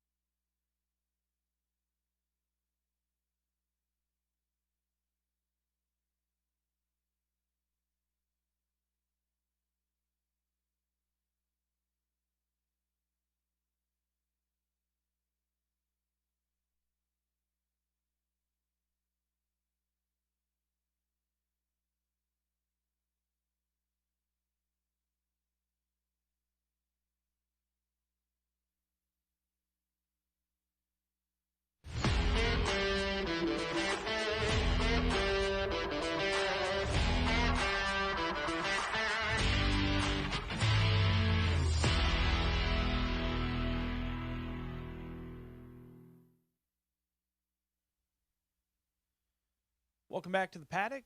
Shelbyville, Indiana is the place and the spot to be for our late daily double. Both thoroughbred and quarter horse late daily double in here. We give way to the beautiful and talented Martha Clausen, who remains winning at an elite rate here at Horseshoe Indianapolis. 10 minutes away from the thoroughbred finale for Wednesday. We do return to our first Thursday of racing. So don't forget, we haven't been racing on Thursdays quite yet this season, but we will race tomorrow on Thursday as we inch ever so close to our typical and standard racing week, which is usually in what most of you are accustomed to, Monday through Thursday, mixed in with a couple of Saturdays as well. So inching ever so closely to that milestone in our 123-day in here at Horseshoe Indianapolis. Scratch number 1, Gendini, along with the number 7, She's Tops, out of this event. We've already seen it once today, and this is something that I've picked up on over the past couple of years. Cipriano Contreras claiming elsewhere, coming to Horseshoe Indianapolis and going to the winner's circle. Thankfully, with a lot of the advancements in morning workouts and such, you can actually see some of the workouts. Now, you ask, how? Well, usually it was KentuckyBred.org that you could see some of the Kentucky Breds. But this season, Oaklawn actually added their own workouts. So Oaklawn.com, you go to racing and you go to workouts, and you can see some of the workouts. In fact, I watched this morning Click Here's workout dating all the way back to March 28th. Now, some of you may be laughing from your house or wherever you are currently listening about watching workouts from March 28th, but why not? I mean, it's a 5 furlong workout dating back to March 28th.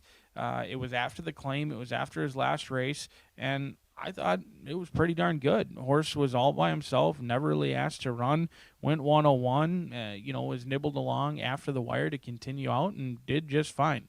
So I'm completely content with Click Here and being a big overlay at this point, 7-1 on the board with those scratches. I know they want to be on the turf course. They're going to be on the dirt. But the one thing I do know, at least from the one sole work I watched, if there was a question mark on this horse handling the dirt, that work to me told me at least we may not win, but the dirt's not going to be the issue if we don't win. Trained well over the dirt, has trained consistently, does have a workout over this racetrack, and this is a move that Contreras has done with success in the past. Claim elsewhere, come here, pick up his paycheck.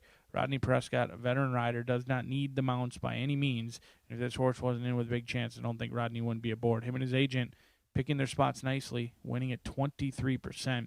I think Click Here is sneaky in a small field, 7-1 on the board. But right now the bettors have really indicated that this is a one-horse field with Raspberry. Whitworth Beckman had himself a very nice Kentucky Derby weekend over at Churchill just a couple of hours away, and he was hopeful that he'd have another big day here. However, the workmate of Raspberry, Twirling Daisy, refused to load the gate earlier today, wouldn't go in the gate. They've been workmates. I couldn't make much of it. If I had to guess, I probably thought Raspberry maybe went a little bit better than Twirling Daisy did. They're both turf horses, so it wasn't one that I was going to take a ton of stock out of. This horse did run on Louisiana Derby Day. Not only ran, but was favored in a maiden special weight $75,000 race. So make what you want of that. Did debut on the dirt over at Churchill Downs in glorified stakes maiden special weight types with $120,000 purse money. They tried the Grade 2 Goldenrod over at Churchill Downs as well. So the connections have thought very, very highly of this animal. In fact, was in against Bella Ballerina as well. They went to the turf at Fairgrounds on one of their premier race days in Louisiana Derby Day. And as the betting favorite, just did not pick up at any point. The workout I watched, it was decent, but there wasn't a whole lot to take out of it. But the bettors have clearly made an indication that this horse is going to be favored and is going to win, and the race should be over. The problem is, as we've seen earlier today, the races settle on the racetrack, not always in the betting pools as much as we want to talk about it these days. So 6-5 on the board for Raspberry. Could easily win, but I wouldn't be surprised if this one doesn't as well. The horse to beat, but for me, not the horse to bet. On the outside is the 8 in here, 6-1 in this field. It's a little bit of sugar. Cipriano Contreras enters in 2. Evan Roman, who just celebrated win number 1,002 or 1,003 now.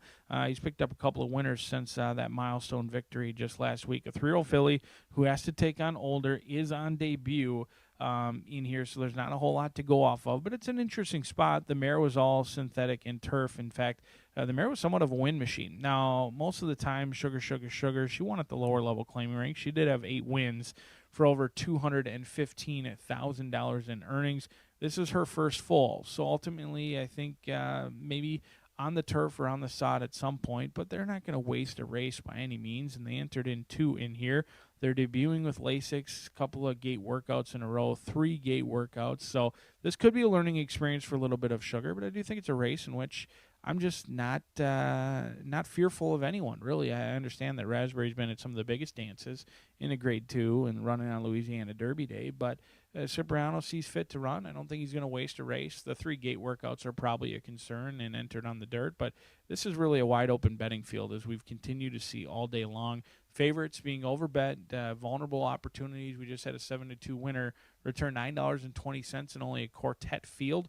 So it's been a unique day. Hopefully we'll be back on that turf course again tomorrow. Another betting opportunity in here where you can find some value. You truly can. They call it flyover land, but it's the race of value here at Horseshoe Indianapolis. As the riders set to get the leg up, they'll be on the track as we're 4 minutes away from race 9. Good luck.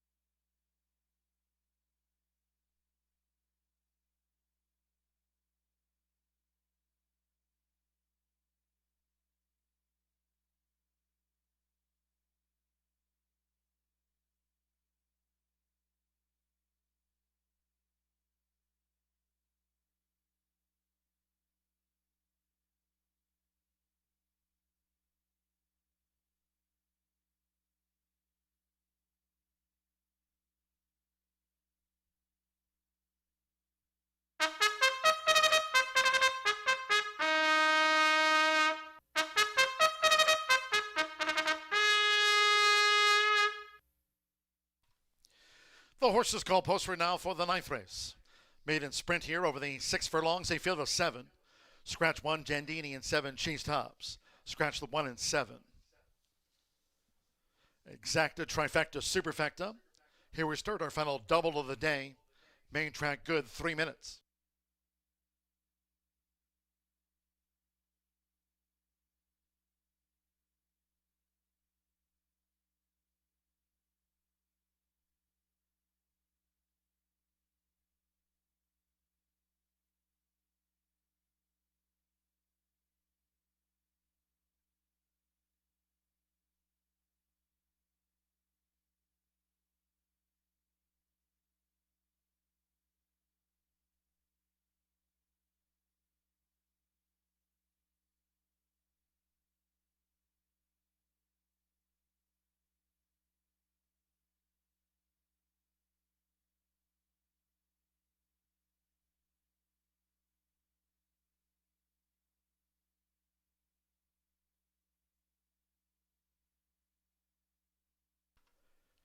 Two minutes.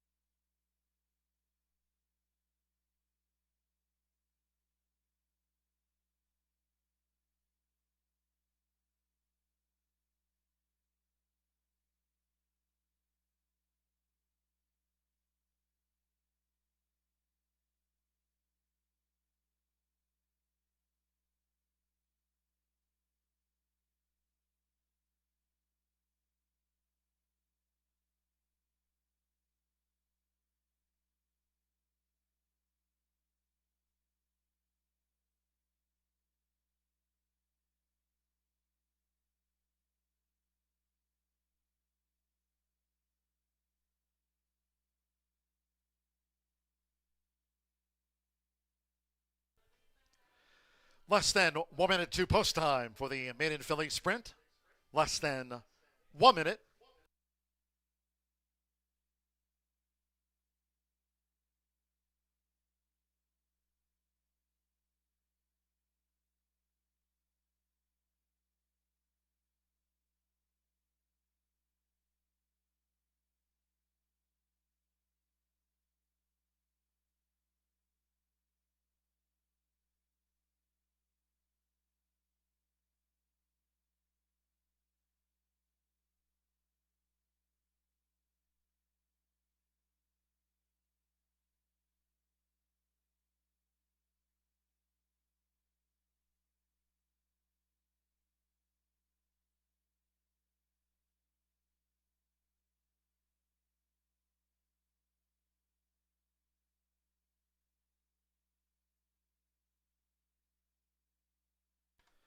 The horses are approaching the starting gate.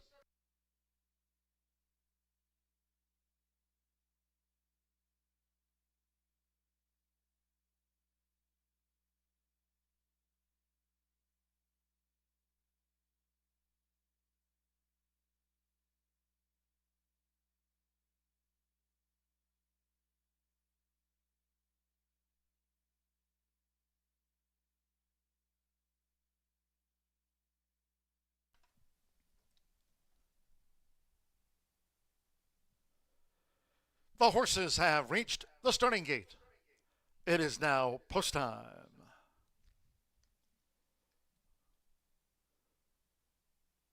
They're going in for the Maiden Filly Sprint. Princess Huxley, Marcelino Pavdoza Jr. riding for a hat trick of wins on the Wednesday card. Santo Sanjor, Acosta Mambo's in, joined by Princess Huxley.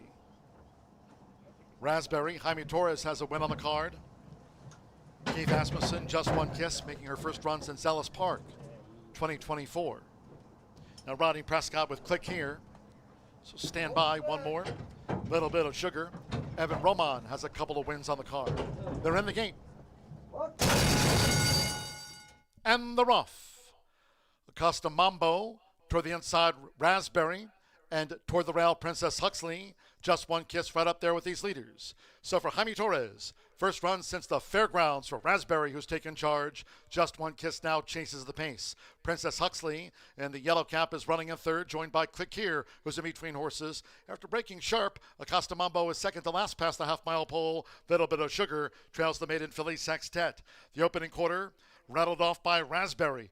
22.59 seconds, leading at 2-5. Raspberry spearheads them around the far turn from Just One Kiss, who's joined on the outside by Click Here in the blue cap. Princess Huxley also right there handy. The leading quartet now on the edge of the quarter pole. Raspberry leans for home. The trailers are Acosta Mambo and Little Bit of Sugar yet to pick up.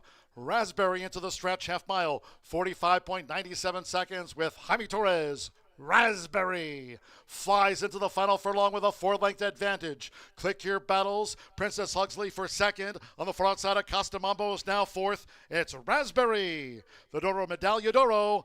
Raspberry has scored the winning run by 6. Click Here was second, Princess Huxley third, and Acosta Mambo finished back in fourth.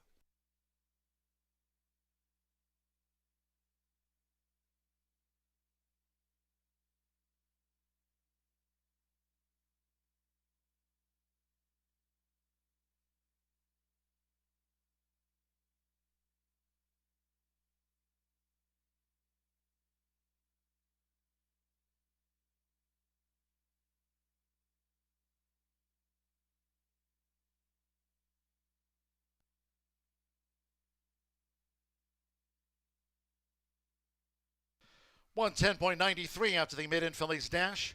110.93 seconds unofficial. 3-4-2-5. 3 Raspberry. 2-5 favorite obliges. 4 Click Here. 10-1 on the runner-up. 2 Princess Huxley at 18-1 was third. And 5 Acosta Mambo at 8-1 fourth. But the 2-5 Medaglia d'Oro filly home. Raspberry. Jaime Torres with a double on the card. Here for Whit Beckman. Raspberry at 2-5.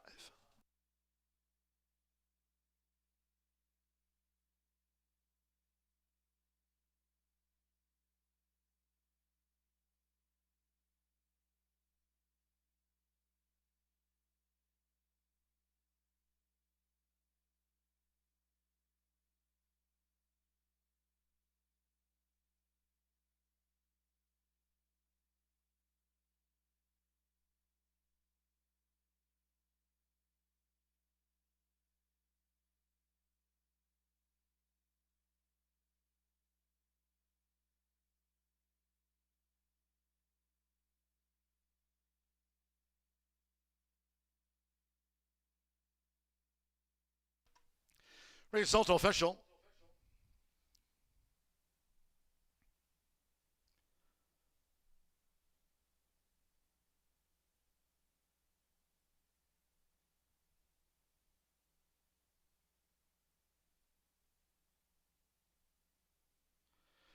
And the Murphy Trailer Sales winner, circle the 3, Raspberry with Jaime Torres. Raspberry is a 3-year-old dark bay brown filly by Medaglia d'Oro. Out of Brambleberry by Brethren. Whit Beckman trains.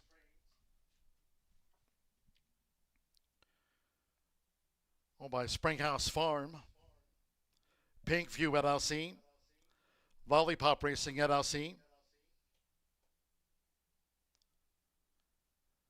Rebel Farms LLC and Mrs. Paul Sheehan. Horseshoe Indianapolis congratulates the winning connections of Raspberry out to the Maiden fillies ranks. Official.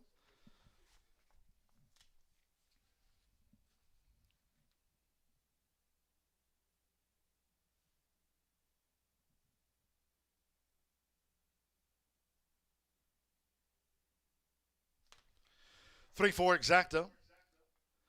Combining Raspberry with Click Here. There was no pentafecta wagering featured. Exacta $12.60. 50-cent trifecta 342. Paid $24.55. Results after race 9. 3-3 double. That's the $5 last call thoroughbred double, $45.50. The $1 late pick 4, $120.80, presented by Itoba. 50-cent late fire 5. 5 out of 5, $226.25. 50-cent pick 3 paid out $32.45. 6, face starter Oscar Quiros, 110.93, 16 minutes away from the finale. Race 10, quarter horse allowance dash over the 350. Good track, no wind. Scratch 3, TW Streak and Cowboy. 12, JLA High the Shine, and 13, Sweet and Hot. Scratch the 3, 12 and 13. 2 AP Miss Lunas tied the jockey Alberto Saran on 2 AP Miss Lunas tied. Exacta trifecta, superfecta wagering. This is the 10-cent quarter horse pentafecta with a carryover. Post time 6:45.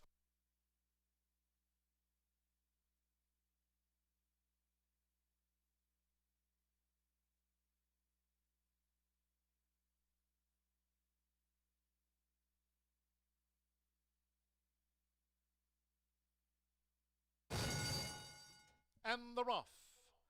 The custom Mambo toward the inside Raspberry, and toward the rail Princess Huxley. Just one kiss right up there with these leaders. So for Jaime Torres, first run since the fairgrounds for Raspberry, who's taken charge. Just one kiss now chases the pace. Princess Huxley and the yellow cap is running in third, joined by Click Here, who's in between horses. After breaking sharp, Acosta Mambo is second to last past the half-mile pole. Little Bit of Sugar trails the maiden filly Sextet.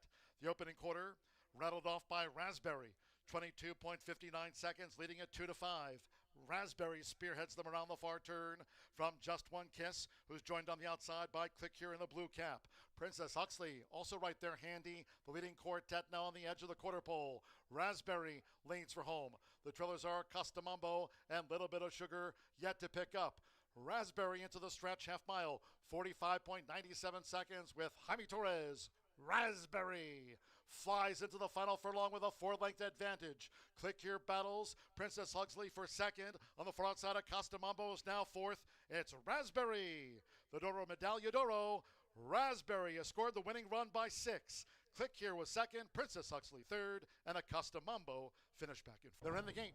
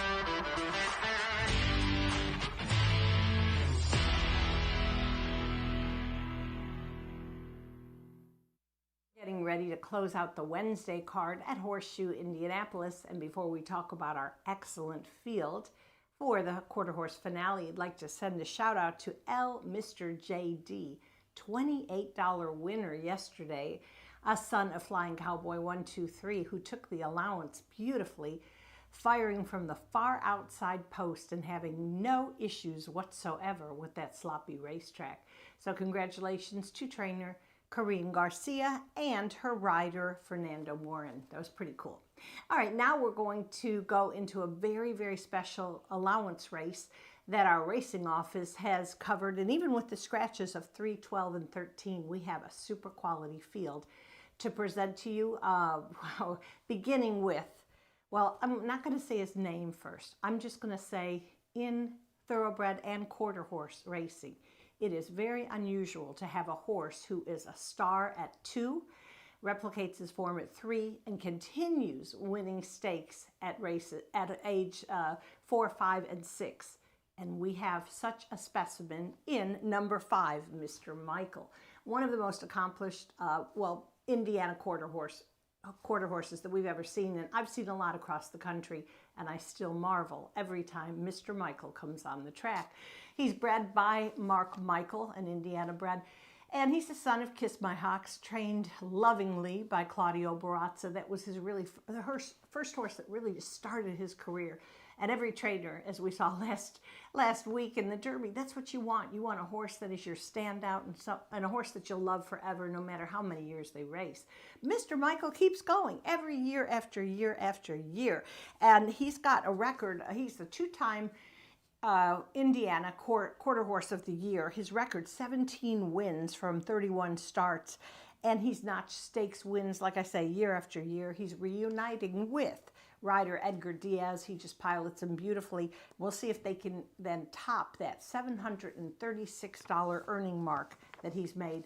And if I want to make one more selling point on Mr. Michael, how about the fact that he's 3 for 3 on the slop? Okay, all right, you know, Rachel will say, I'll say, I love Mr. Michael, and it's not that I don't want anybody else to win. I'm just in awe of Mr. Michael. All right, we'll moving on so people don't start talking about me like a crazy woman. I'll go with number 4, and that's Streaking Down the Beach. This is a multiple stakes winner for owner Buddy Presley. Very, very fun guy. Got to know him at the banquet this year.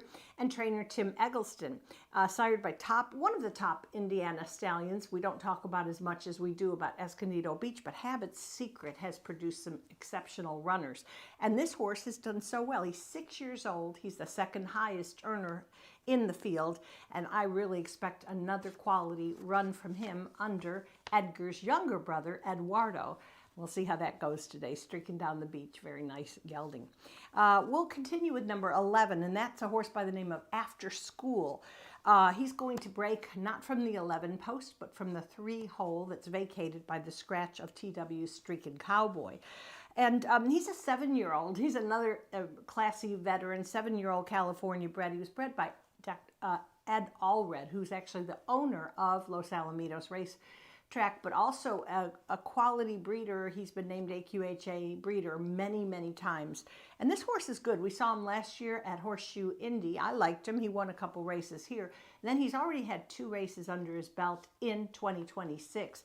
On January 12th, he completely cleaned up at Louisiana Downs with a at odds of 21-1. I guess they didn't know what they had seen up in Indiana. Pay attention to the other regions, but obviously Francisco Quintero was aboard. He believes in this horse, trained by Hector Sanchez. That was a good race. All right, and then we'll round up my top 4 with number 1, Apolitical Wagon. Qualified for 3 derbies last year. Had a really good season for trainer Jessie Vasquez, and her husband, Giovanni Vasquez Gomez, had a nice win in the 117,000 QHRAI Stallion Service Derby. That was August 30th. And then he fired a bullet work just last month in preparation for his 4-year-old campaign. So I think we've got a really quality field. I'm going 5, 4, 11, 1.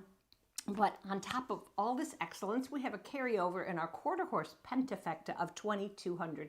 So we got to dive in. And you know me, got to find you a long shot. And today's suggestion will be number 8. This is the one, 12-1 in the morning line. Casey Caldwell's Tennessee bred. gelding, and he was up here last year for Tony Cunningham, qualified for a bunch of stuff, derbies, and he just kind of runs under the radar for some reason. He's actually a very good horse, and you know Tony is an excellent horseman. So that's my Pentafecta option for this afternoon. So good luck to all. I'll be back tomorrow, Thursday afternoon. We'll close out the racing week here at Horseshoe Indy, and we've got much more to look forward to as the meet progresses.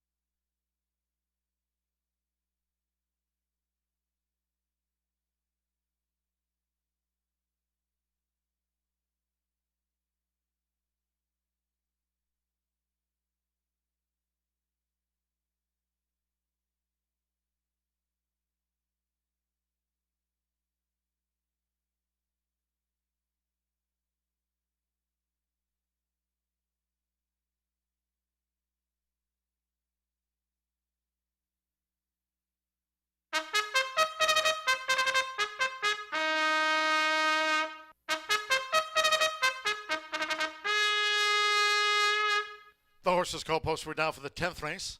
Closing out the card with this quarter horse allowance dash over the 350 yards. Track good, no wind. Scratch the 3 TW Streaking Cowboy. 12 JLA High the Shine and 13 Sweet and Hot. Scratch the 3, 12, and the 13 from the race card. 2 AP Miss Luna's Tide, the jockey Alberto Saran.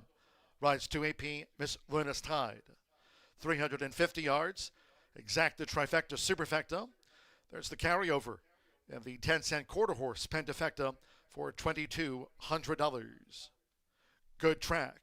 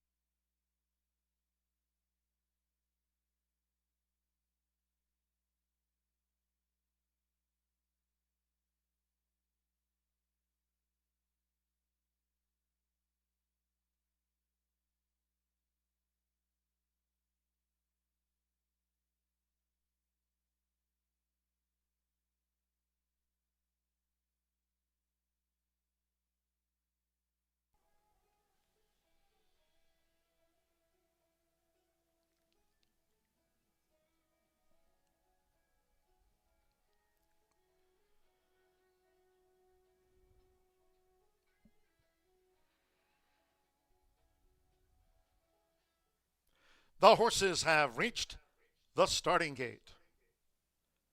It is now post time.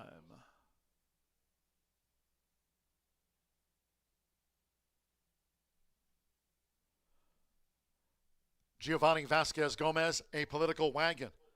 First to move into the starting gate. Cigar on the Beach has joined Apolitical Wagon. Super Javi coming up with AP Miss Luna's Tide.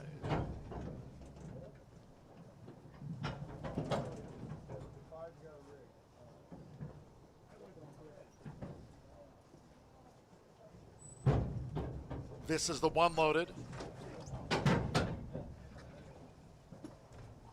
After school to post 3. Streaking down the beach. MG Pilot Boy. Now Mr. Michael. Edgar Diaz for Claudio Barraza. Mr. Michael uses a flipping halter, so stand by. One more. Saul Lopez with Lethal Fast Cash. Thursday post time, 2:10 p.m. Eastern. 350 yards, good track. It's a quality field all in.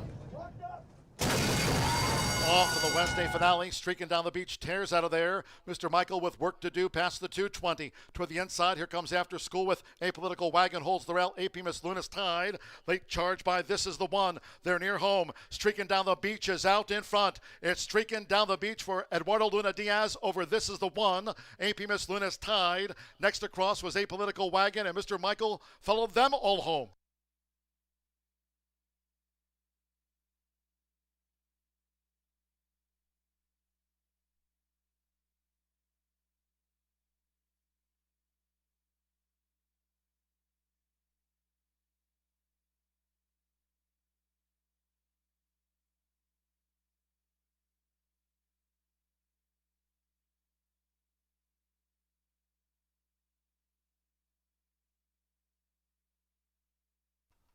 Four, 8, and then a show photo. Stand by for the 3rd, 4th, and 5th after the dash. Good track. 4, streaking down the beach. 6-1 first, over 8. This is the one. 19-1 second.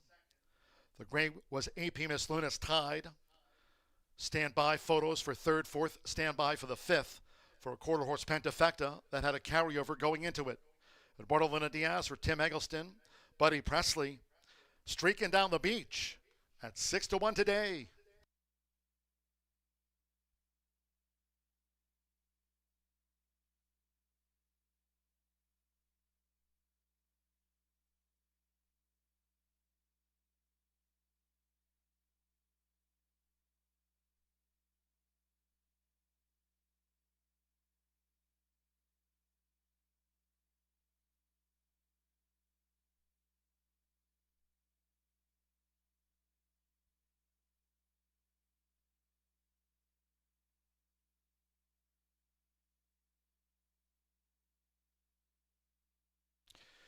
The judges have posted number 2, AP Miss Luna's Tide, 3rd.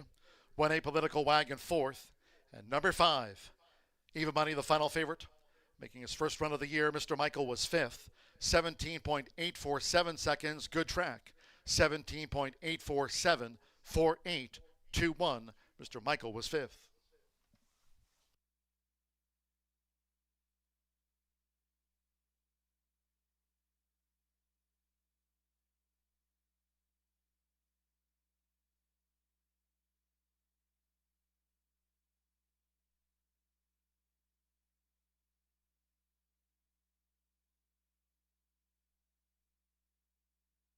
Result official.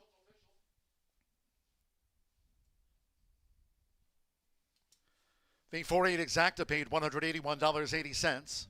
50-cent trifecta, $529.15.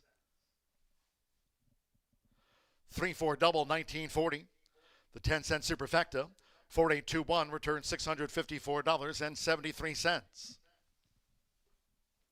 50-cent pick 3, $15.80. The 10-cent quarter horse Pentafecta, Mr. Michael was 5th. That paid $2,901.88. 48215 for the quarter horse Pentafecta.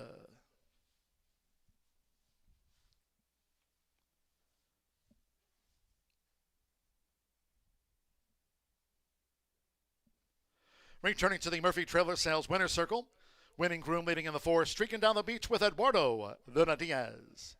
Streaking down the beach, a 6-year-old. Great gelding by Habit Secret at a beach runner by Escondido Beach.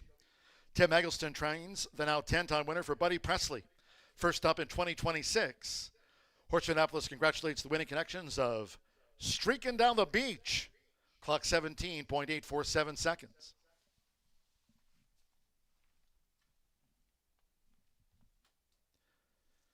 That concludes our live racing program for today. We thank all that joined us here on track. Cheers to all who tuned in. Next live race card on Thursday to wrap up the week. Thursday post time will be at 2:10 p.m. here in town.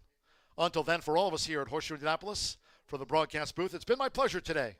For now, track announcer John G. Dooley saying good night.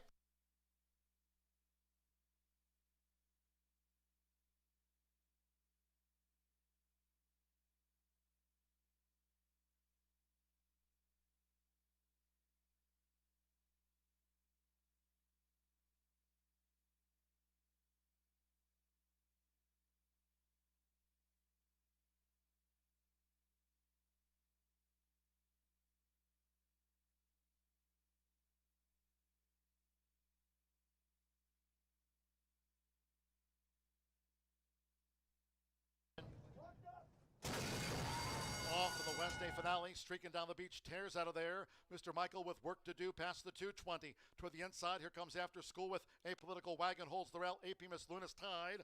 Late charge by This Is the One. They're near home. Streaking down the beach is out in front. It's streaking down the beach for Eduardo Luna Diaz over This Is the One.